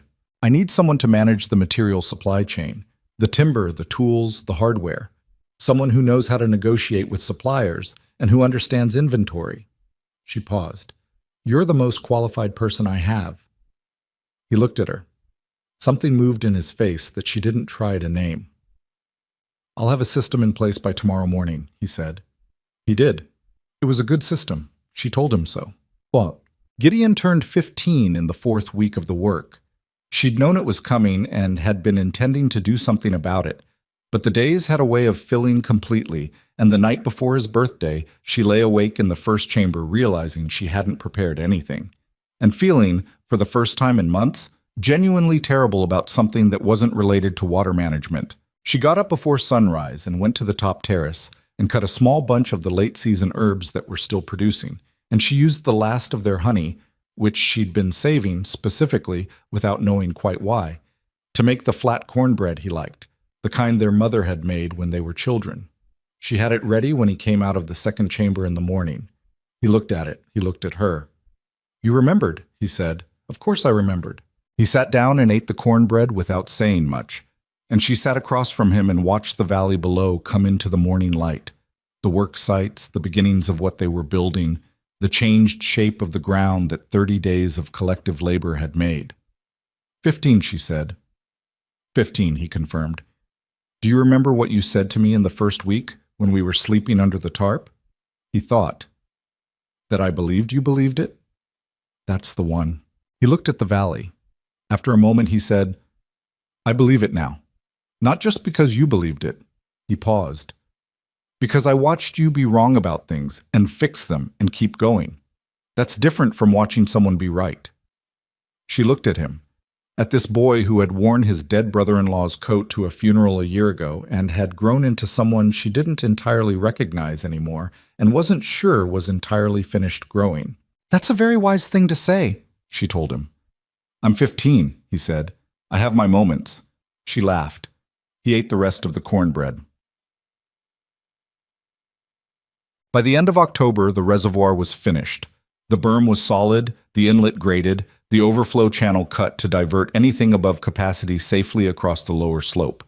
The basin sat empty in the dry October air, waiting for rain the way everything in the valley was waiting for rain, with the accumulated patience of people who had stopped expecting it soon and started preparing for it properly. 4 cisterns now served the eastern ridge, with a shared draw system that Thorne had engineered using copper fittings from what had been Mercer's last reserve of hardware.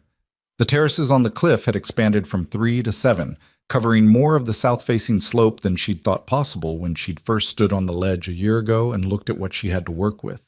The compost system had produced enough amendment to treat 2 acres of the worst depleted valley farmland, with more coming. It was not enough. She knew it was not enough. Not for every family, not for every field, not for everything the drought had taken. But it was more than had existed before, and it was built on the right principles, and it was maintained now by people who understood why it worked. One evening, near the end of October, she was on the ledge alone, the last light going, the valley spreading out below in the gray gold of a dry autumn dusk. She heard footsteps on the path, Thorne's footsteps, which she'd learned to recognize by the particular rhythm of them. He came and stood beside her. "Webb thinks the rains will come before Christmas," he said. "He's reading the way the birds are moving." "He might be right," she said. "Grandpa used to watch the birds." They were quiet for a moment. Below them, the valley looked different than it had a year ago when she'd first stood on this ledge and looked out at it. It wasn't just the work sites and the basin and the expanded terraces. It was something less tangible than that. The way a place looks when the people living in it have started to understand it differently. "You asked me what I wanted," she said. He looked at her. "I've been thinking about it." And she looked at the valley, at the reservoir basin, at the terraces, at the thread of the creek in the fading light. She thought about Edmund's notebooks, about the 17 volumes she'd carried in an oilskin bag to a cliff that nobody wanted, about the question of what you do with knowledge that other people haven't needed yet. "I want to stay," she said. "Not just survive here, stay. Build something that lasts past this drought, past me, past all of us." She paused. "I want what we've built to become the reason people choose to be here, not just the reason they managed not to leave." Thorne looked at the valley for a while. Then he said, "That's a good thing to want. It's a large thing to want." "Yes," he said. "It is." He was quiet for a moment. "You're going to need someone who can keep the metalwork going. The cistern fittings, the channel hardware, the tools that keep wearing out." He paused. "Someone with a smithy." She looked at him sideways. He looked back at her without blinking. "That's a very practical way to make that point," she said. "I'm a practical man." The last light slipped off the ridge and the valley went soft and dark, and the first stars came out, the way they always did, indifferent to drought and labor and the particular complicated business of two people standing on a cliff figuring out what came next. The dry air had a cold edge to it now, the first real cold of the season, and Aurelia thought, rain soon. And beneath that thought, quieter, like the sound of water moving through limestone in the dark. Almost. Webb was right about the birds. The first rain came on a Wednesday in late November, 11 days after he'd made his prediction, which was close enough that people stopped teasing him about reading omens into sparrow migrations.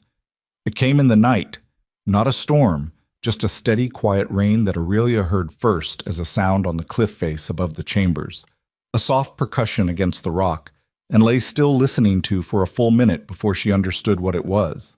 She got up and went to the chamber entrance and stood there in the dark with her feet on the cold stone floor and her hands on the timber frame and let the rain fall on her face. It wasn't dramatic.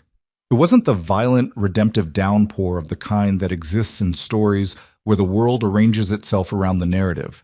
It was just rain, ordinary November rain, the kind that smelled of wet dust and cold and the particular mineral scent of water hitting dry stone. But her eyes stung standing there, and she didn't try to explain that to herself or do anything about it. She just stood in the entrance and let it happen. Gideon appeared behind her after a few minutes, still half asleep, and stood at her shoulder and looked at the rain. "Is it enough?" he asked. "Not yet," she said, "but it's a start." He went back to bed. She stayed in the entrance for another hour, watching the water run off the cliff face into the collection channels, watching the channels carry it down to the cisterns, watching the system do exactly what it was supposed to do in exactly the way she'd designed it to do it.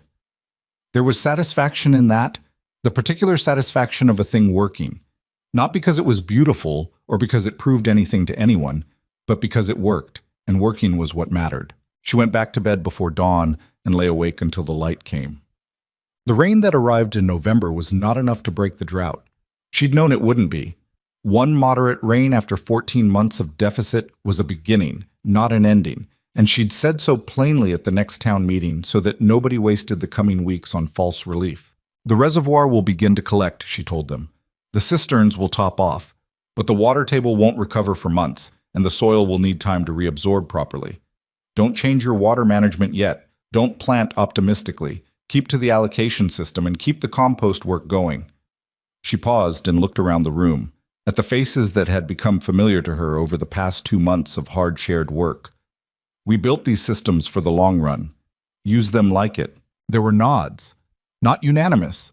There were always people in any room who heard the cautious version of good news and decided to apply the optimistic version, but enough nods that she felt the message had landed with the people who would actually act on it. What she didn't say at the meeting, because it wasn't the kind of thing you say in a meeting, was that she was worried.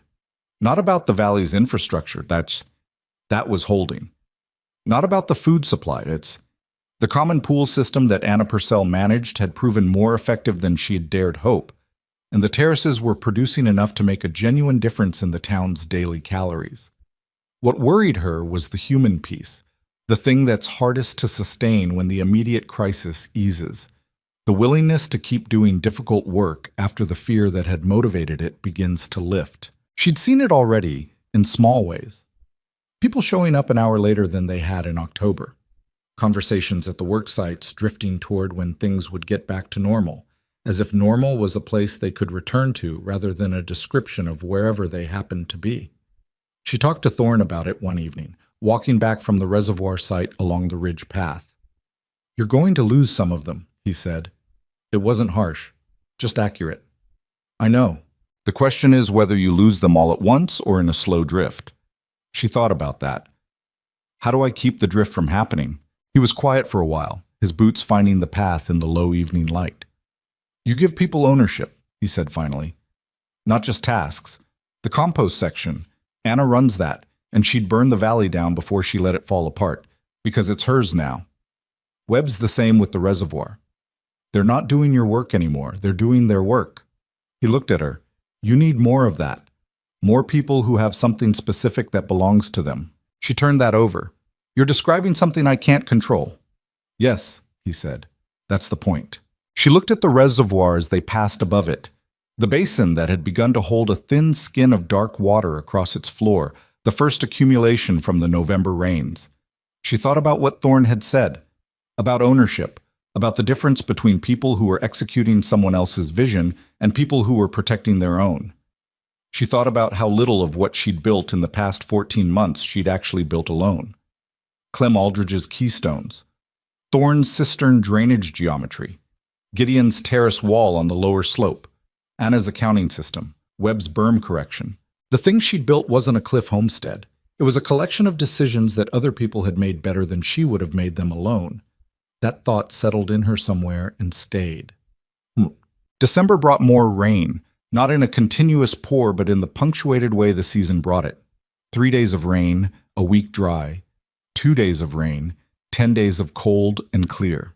Each rain event ran into the reservoir and the cisterns and the channel system, and the water that had been absent for so long began, slowly and without drama, to accumulate.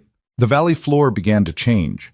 The cracked hardpan of the worst-hit field softened first at the surface, then deeper, as the water worked its way through the composted amendment they'd been applying for 2 months. It was not fast. Soil recovery is measured in seasons, not days. But the color of the ground was different than it had been in October. Less gray, less dead-looking, more like something that was sleeping than something that had given up. The creek at the ford began to run again in the second week of December.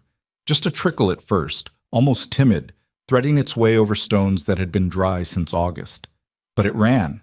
And the morning it ran, Aurelia walked down to the ford and stood on the bank and watched the water move over the pale stones, and she felt the tightness in her chest that she'd been carrying since February finally, by degrees, begin to ease. She was not alone at the ford. 6 people had come down to look, drawn by the same instinct, the need to see it with their own eyes, to confirm the thing they'd been waiting for. Nobody said much. They just stood on the bank and watched the water. Anna Purcell was there. She looked at Aurelia and nodded once, the same way she'd nodded on the day she'd apologized on the main street in August, direct and without sentimentality, which was the form her warmth took. Ned Purcell was there too. He hadn't worked the build-out, hadn't been one of the 31 who showed up that first morning, but he'd contributed labor in the 4th week when the work had gotten large enough that refusing to be part of it had become its own kind of statement. He looked at the water, and then looked at Aurelia with an expression that was complicated in a way she suspected he'd never find words for, and she didn't require him to. Old Clem Aldridge was there, leaning on his cane at the edge of the group. He'd made it down from his house on the north side of town, which was further than she'd have thought his knees could manage on a December morning. He caught her eye. "Your grandfather would have liked to see this," he said. "He would have said he told us so," she said. Aldridge made the sound that might have been a laugh. "He did tell us so. Nobody listened." He looked at the water. "That's always the problem, isn't it? The person who's right is never the person anyone wants to listen to." She looked at the creek. "Maybe. Or maybe the timing is just never right until it is. He considered that. That's a generous interpretation. I've had time to work on it. The storms came in January, not the gentle, moderate rains of November and December, real storms, the kind that the region produced every several years when the pressure system stacked up right and the moisture rolled in off the mountains to the north in waves. 3 inches in 2 days on the first storm. 4.5 on the second, a week later, accompanied by wind that shook the cliff face and kept everyone in the chambers listening to the rock above them, with attention that was not quite fear but was close enough to its neighborhood. The valley floor flooded. Not badly. Not the catastrophic sweeping inundation that could happen in a year when the water table was already high. But the lower sections of the valley, the bottomland fields, took on standing water that didn't drain quickly because the ground was still recovering its absorption capacity. The Cartwell Road washed out in 2 places. A retaining wall on the east side of town, poorly built to begin with and not part of anything Aurelia had touched, collapsed and sent a yard of mud into the alley behind Mercer's store. Aurelia stood on the ledge in the second storm and watched the valley below through the rain and felt the thing she'd been waiting for. The reservoir was filling. She could see it from the cliff, the basin that had held a thin skin of water in December now filling steadily, the berm holding, the overflow channel doing its job by redirecting the excess across the lower slope instead of letting it run unchecked into the valley. The system was working. Not perfectly. Nothing works perfectly in the middle of a real storm, and she had to send Gideon and 2 of Webb's crew down to shore up a section of the inlet channel that was eroding faster than it should, but functionally, critically. The water that would have been lost in every previous year to the hard-packed valley floor and the absent creek channel was being captured and held. She thought about the drought year, about August, about the creek bed, about the Hanley family, and their 2-year-old. She thought about how much of what had happened had come down to the simple, brutal fact that the valley had no way to hold water when it came and no reserves when it didn't. She'd spent 14 months addressing that problem with hand tools and borrowed horses and 61 people who'd mostly shown up because they were scared. And now, standing on the ledge in a January storm, watching the reservoir fill, she could see that it had been worth it. Not because it was beautiful, because it worked. The second storm cleared on a Thursday, and the sun came out hard and cold, and the valley glittered with standing water in the low places, and the creek ran fuller than she'd seen it since spring of the previous year. She went down to look at the reservoir and found Webb already there, walking the berm line, checking the integrity of the slope. He saw her coming and said without preamble, "The overflow channel worked." "I saw," she said. "We'll need to reinforce the inlet section before the next storm.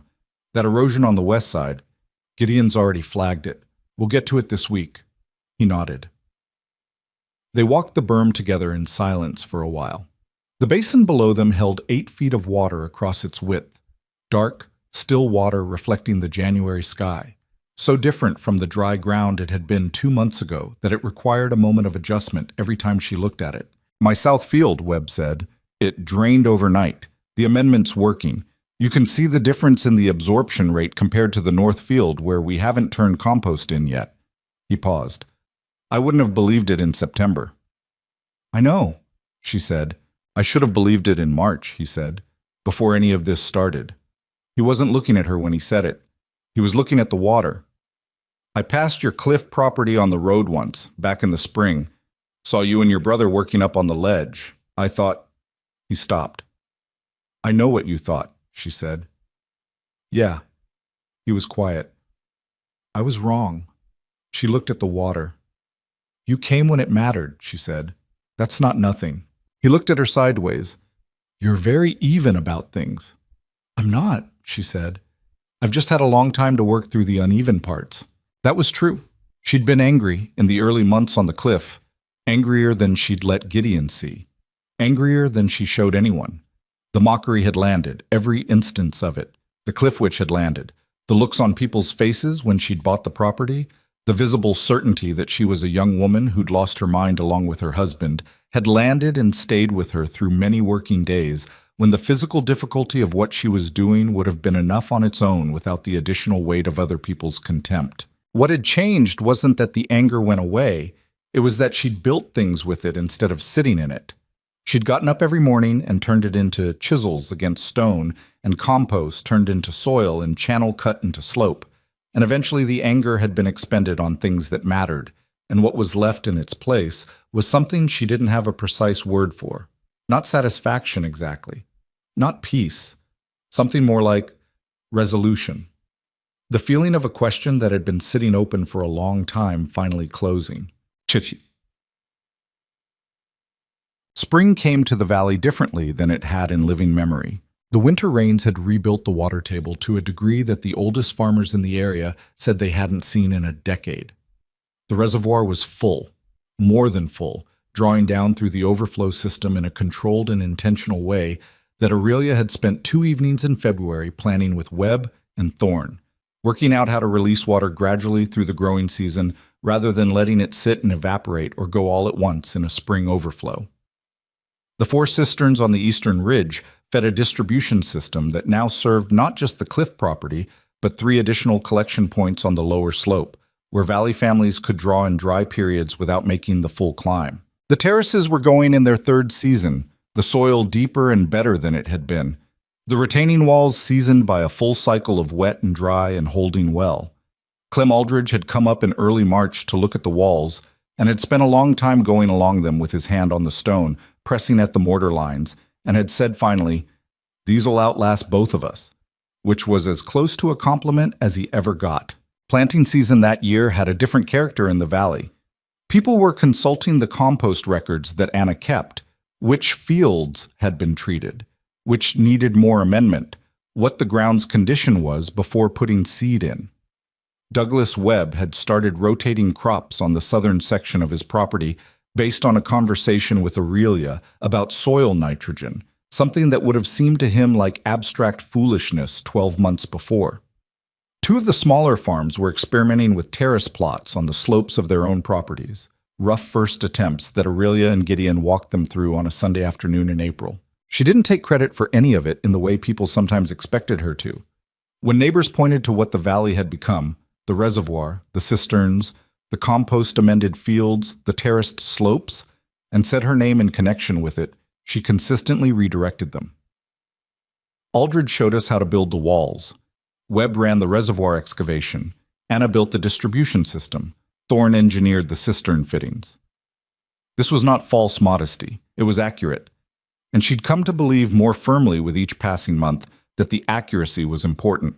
That a system people thought belonged to one person was fragile in a way that a system people thought belonged to themselves was not. She talked about this with Gideon one evening in April, sitting on the highest terrace watching the valley in the last light. He was 16 now, almost, would be in a few months, and he carried himself with the physical confidence of someone who'd spent 2 years doing demanding work and had learned his own capable body in the process. "If it's all about you," she'd said, "it only works as long as you're here. If it's about the knowledge, about what people understand and can apply themselves, then it continues." He'd thought about that. "That's why you explain everything, even when people don't ask." "Partly," she'd paused. "Also because I was lucky enough to have someone who explained everything to me. It seems like the thing to do with luck." He'd looked at Edmund's notebook, which she still carried. He'd have liked what you've done with his work. He'd have had 17 suggestions for improving it.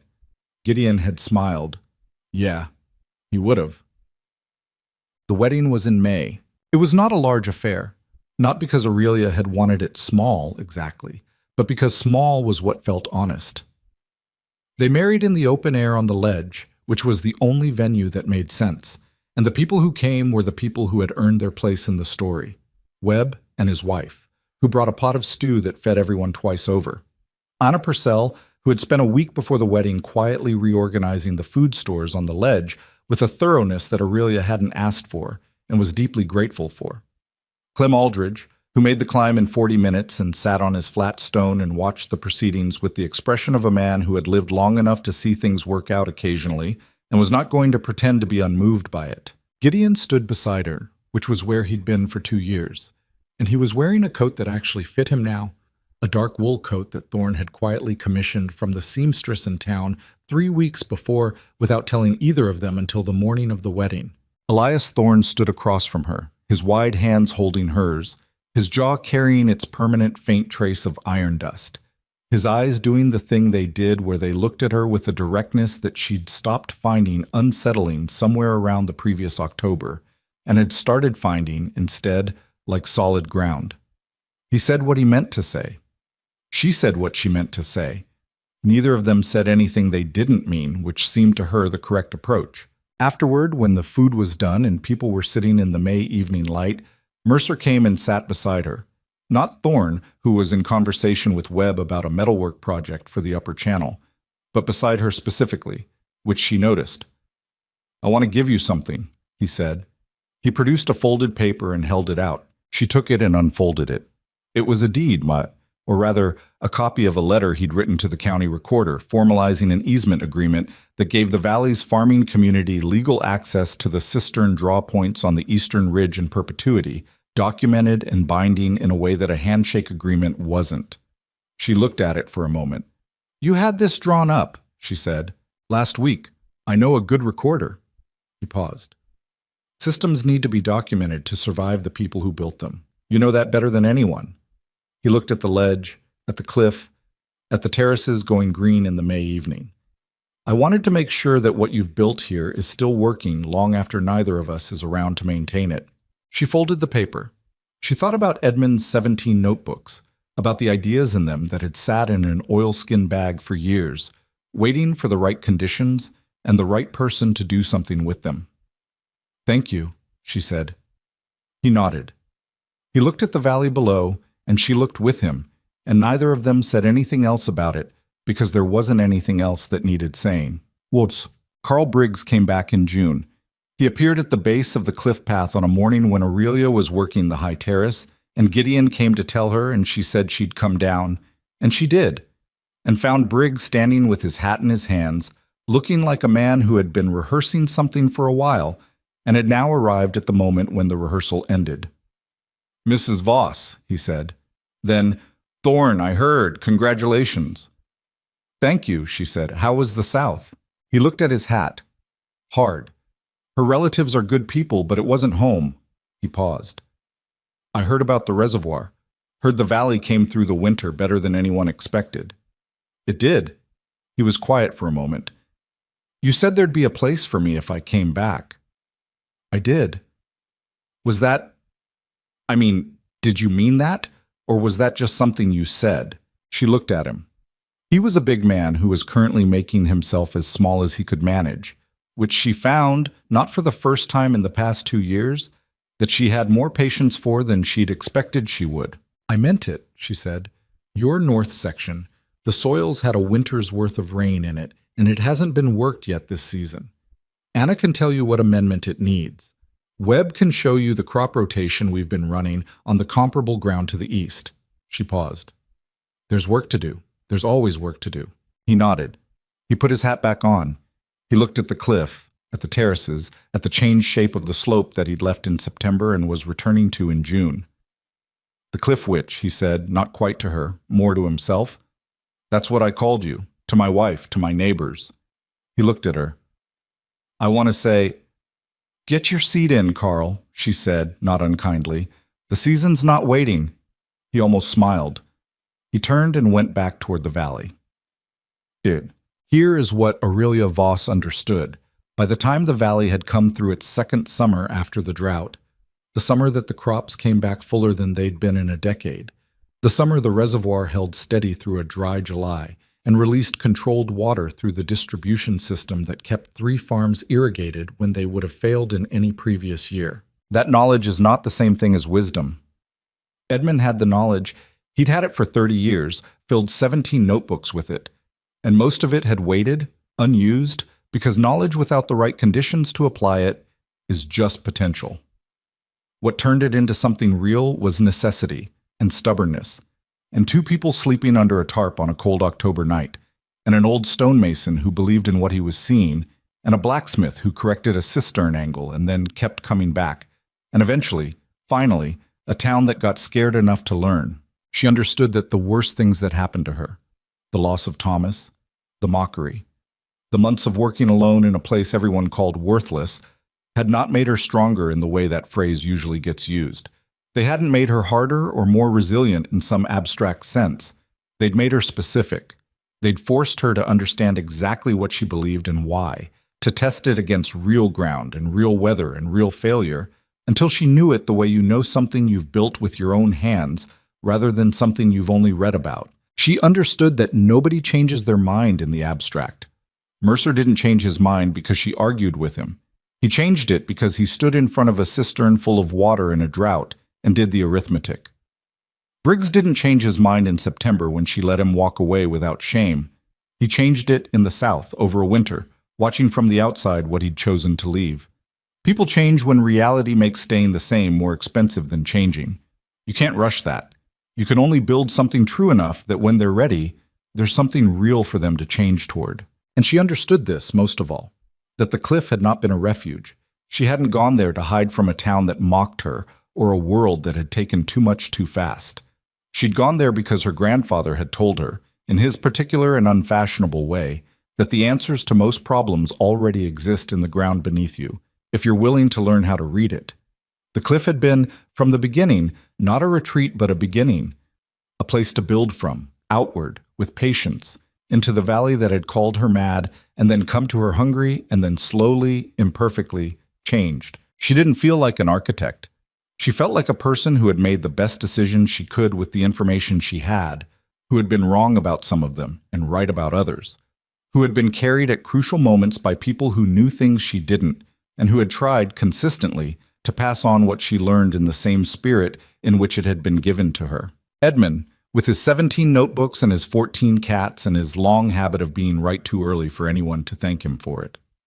Years later, when people in the valley told the story of the drought, and they told it often, the way communities tell the stories that explain how they became what they are, they called it different things. The hard year, the summer the creek stopped, the year of the cliff. Some of them called Aurelia by the name her grandfather had used for the kind of person who looks at a problem everyone else is walking past and decides, without necessarily having any assurance it'll work, to stop walking. An observer. Someone who pays attention long enough to see what's actually there, instead of what everyone has agreed to believe. On the ledge of the cliff property, on a morning in early spring several years after the drought had passed into the category of things people's children would hear about rather than remember, Aurelia sat with a new notebook, not Edmund's, her own, and wrote down what she was observing about the snowpack in the northern mountains, about the water table under the valley floor, about a pattern she was beginning to see in the data that she thought might matter in the years ahead. Thorne came out of the chamber with 2 cups of coffee and set one beside her and sat down on his flat stone. It had been his flat stone for so long now that no one called it anything else, and looked out at the valley in the morning light. The valley that had terraces on its eastern slopes now, and a reservoir that was 3 years seasoned and holding. The valley where children grew up knowing what a water table was and why the compost piles mattered and how to read a hillside for its spring seams. The valley where Briggs's North Field ran a crop rotation that he'd designed himself, stubbornly and imperfectly, and which worked. "What are you writing?" Thorne asked. "An observation," she said. He looked at the mountains to the north. After a moment he said, "Good or bad?" She looked at her notebook. She thought about Edmund, about his notes that nobody had been ready to read. She thought about the distance between knowing something and being in a position to do anything about it. She thought about patience, the particular kind that isn't passive, that doesn't sit on its hands but keeps building toward a moment that hasn't arrived yet. "Early," she said. "It's still early." She wrote it down. The morning light came over the eastern ridge and fell across the valley, and the terraces caught it, and the reservoir held it in reflection, and the creek ran at the ford, and the work, the continuous, imperfect, necessary work, went on.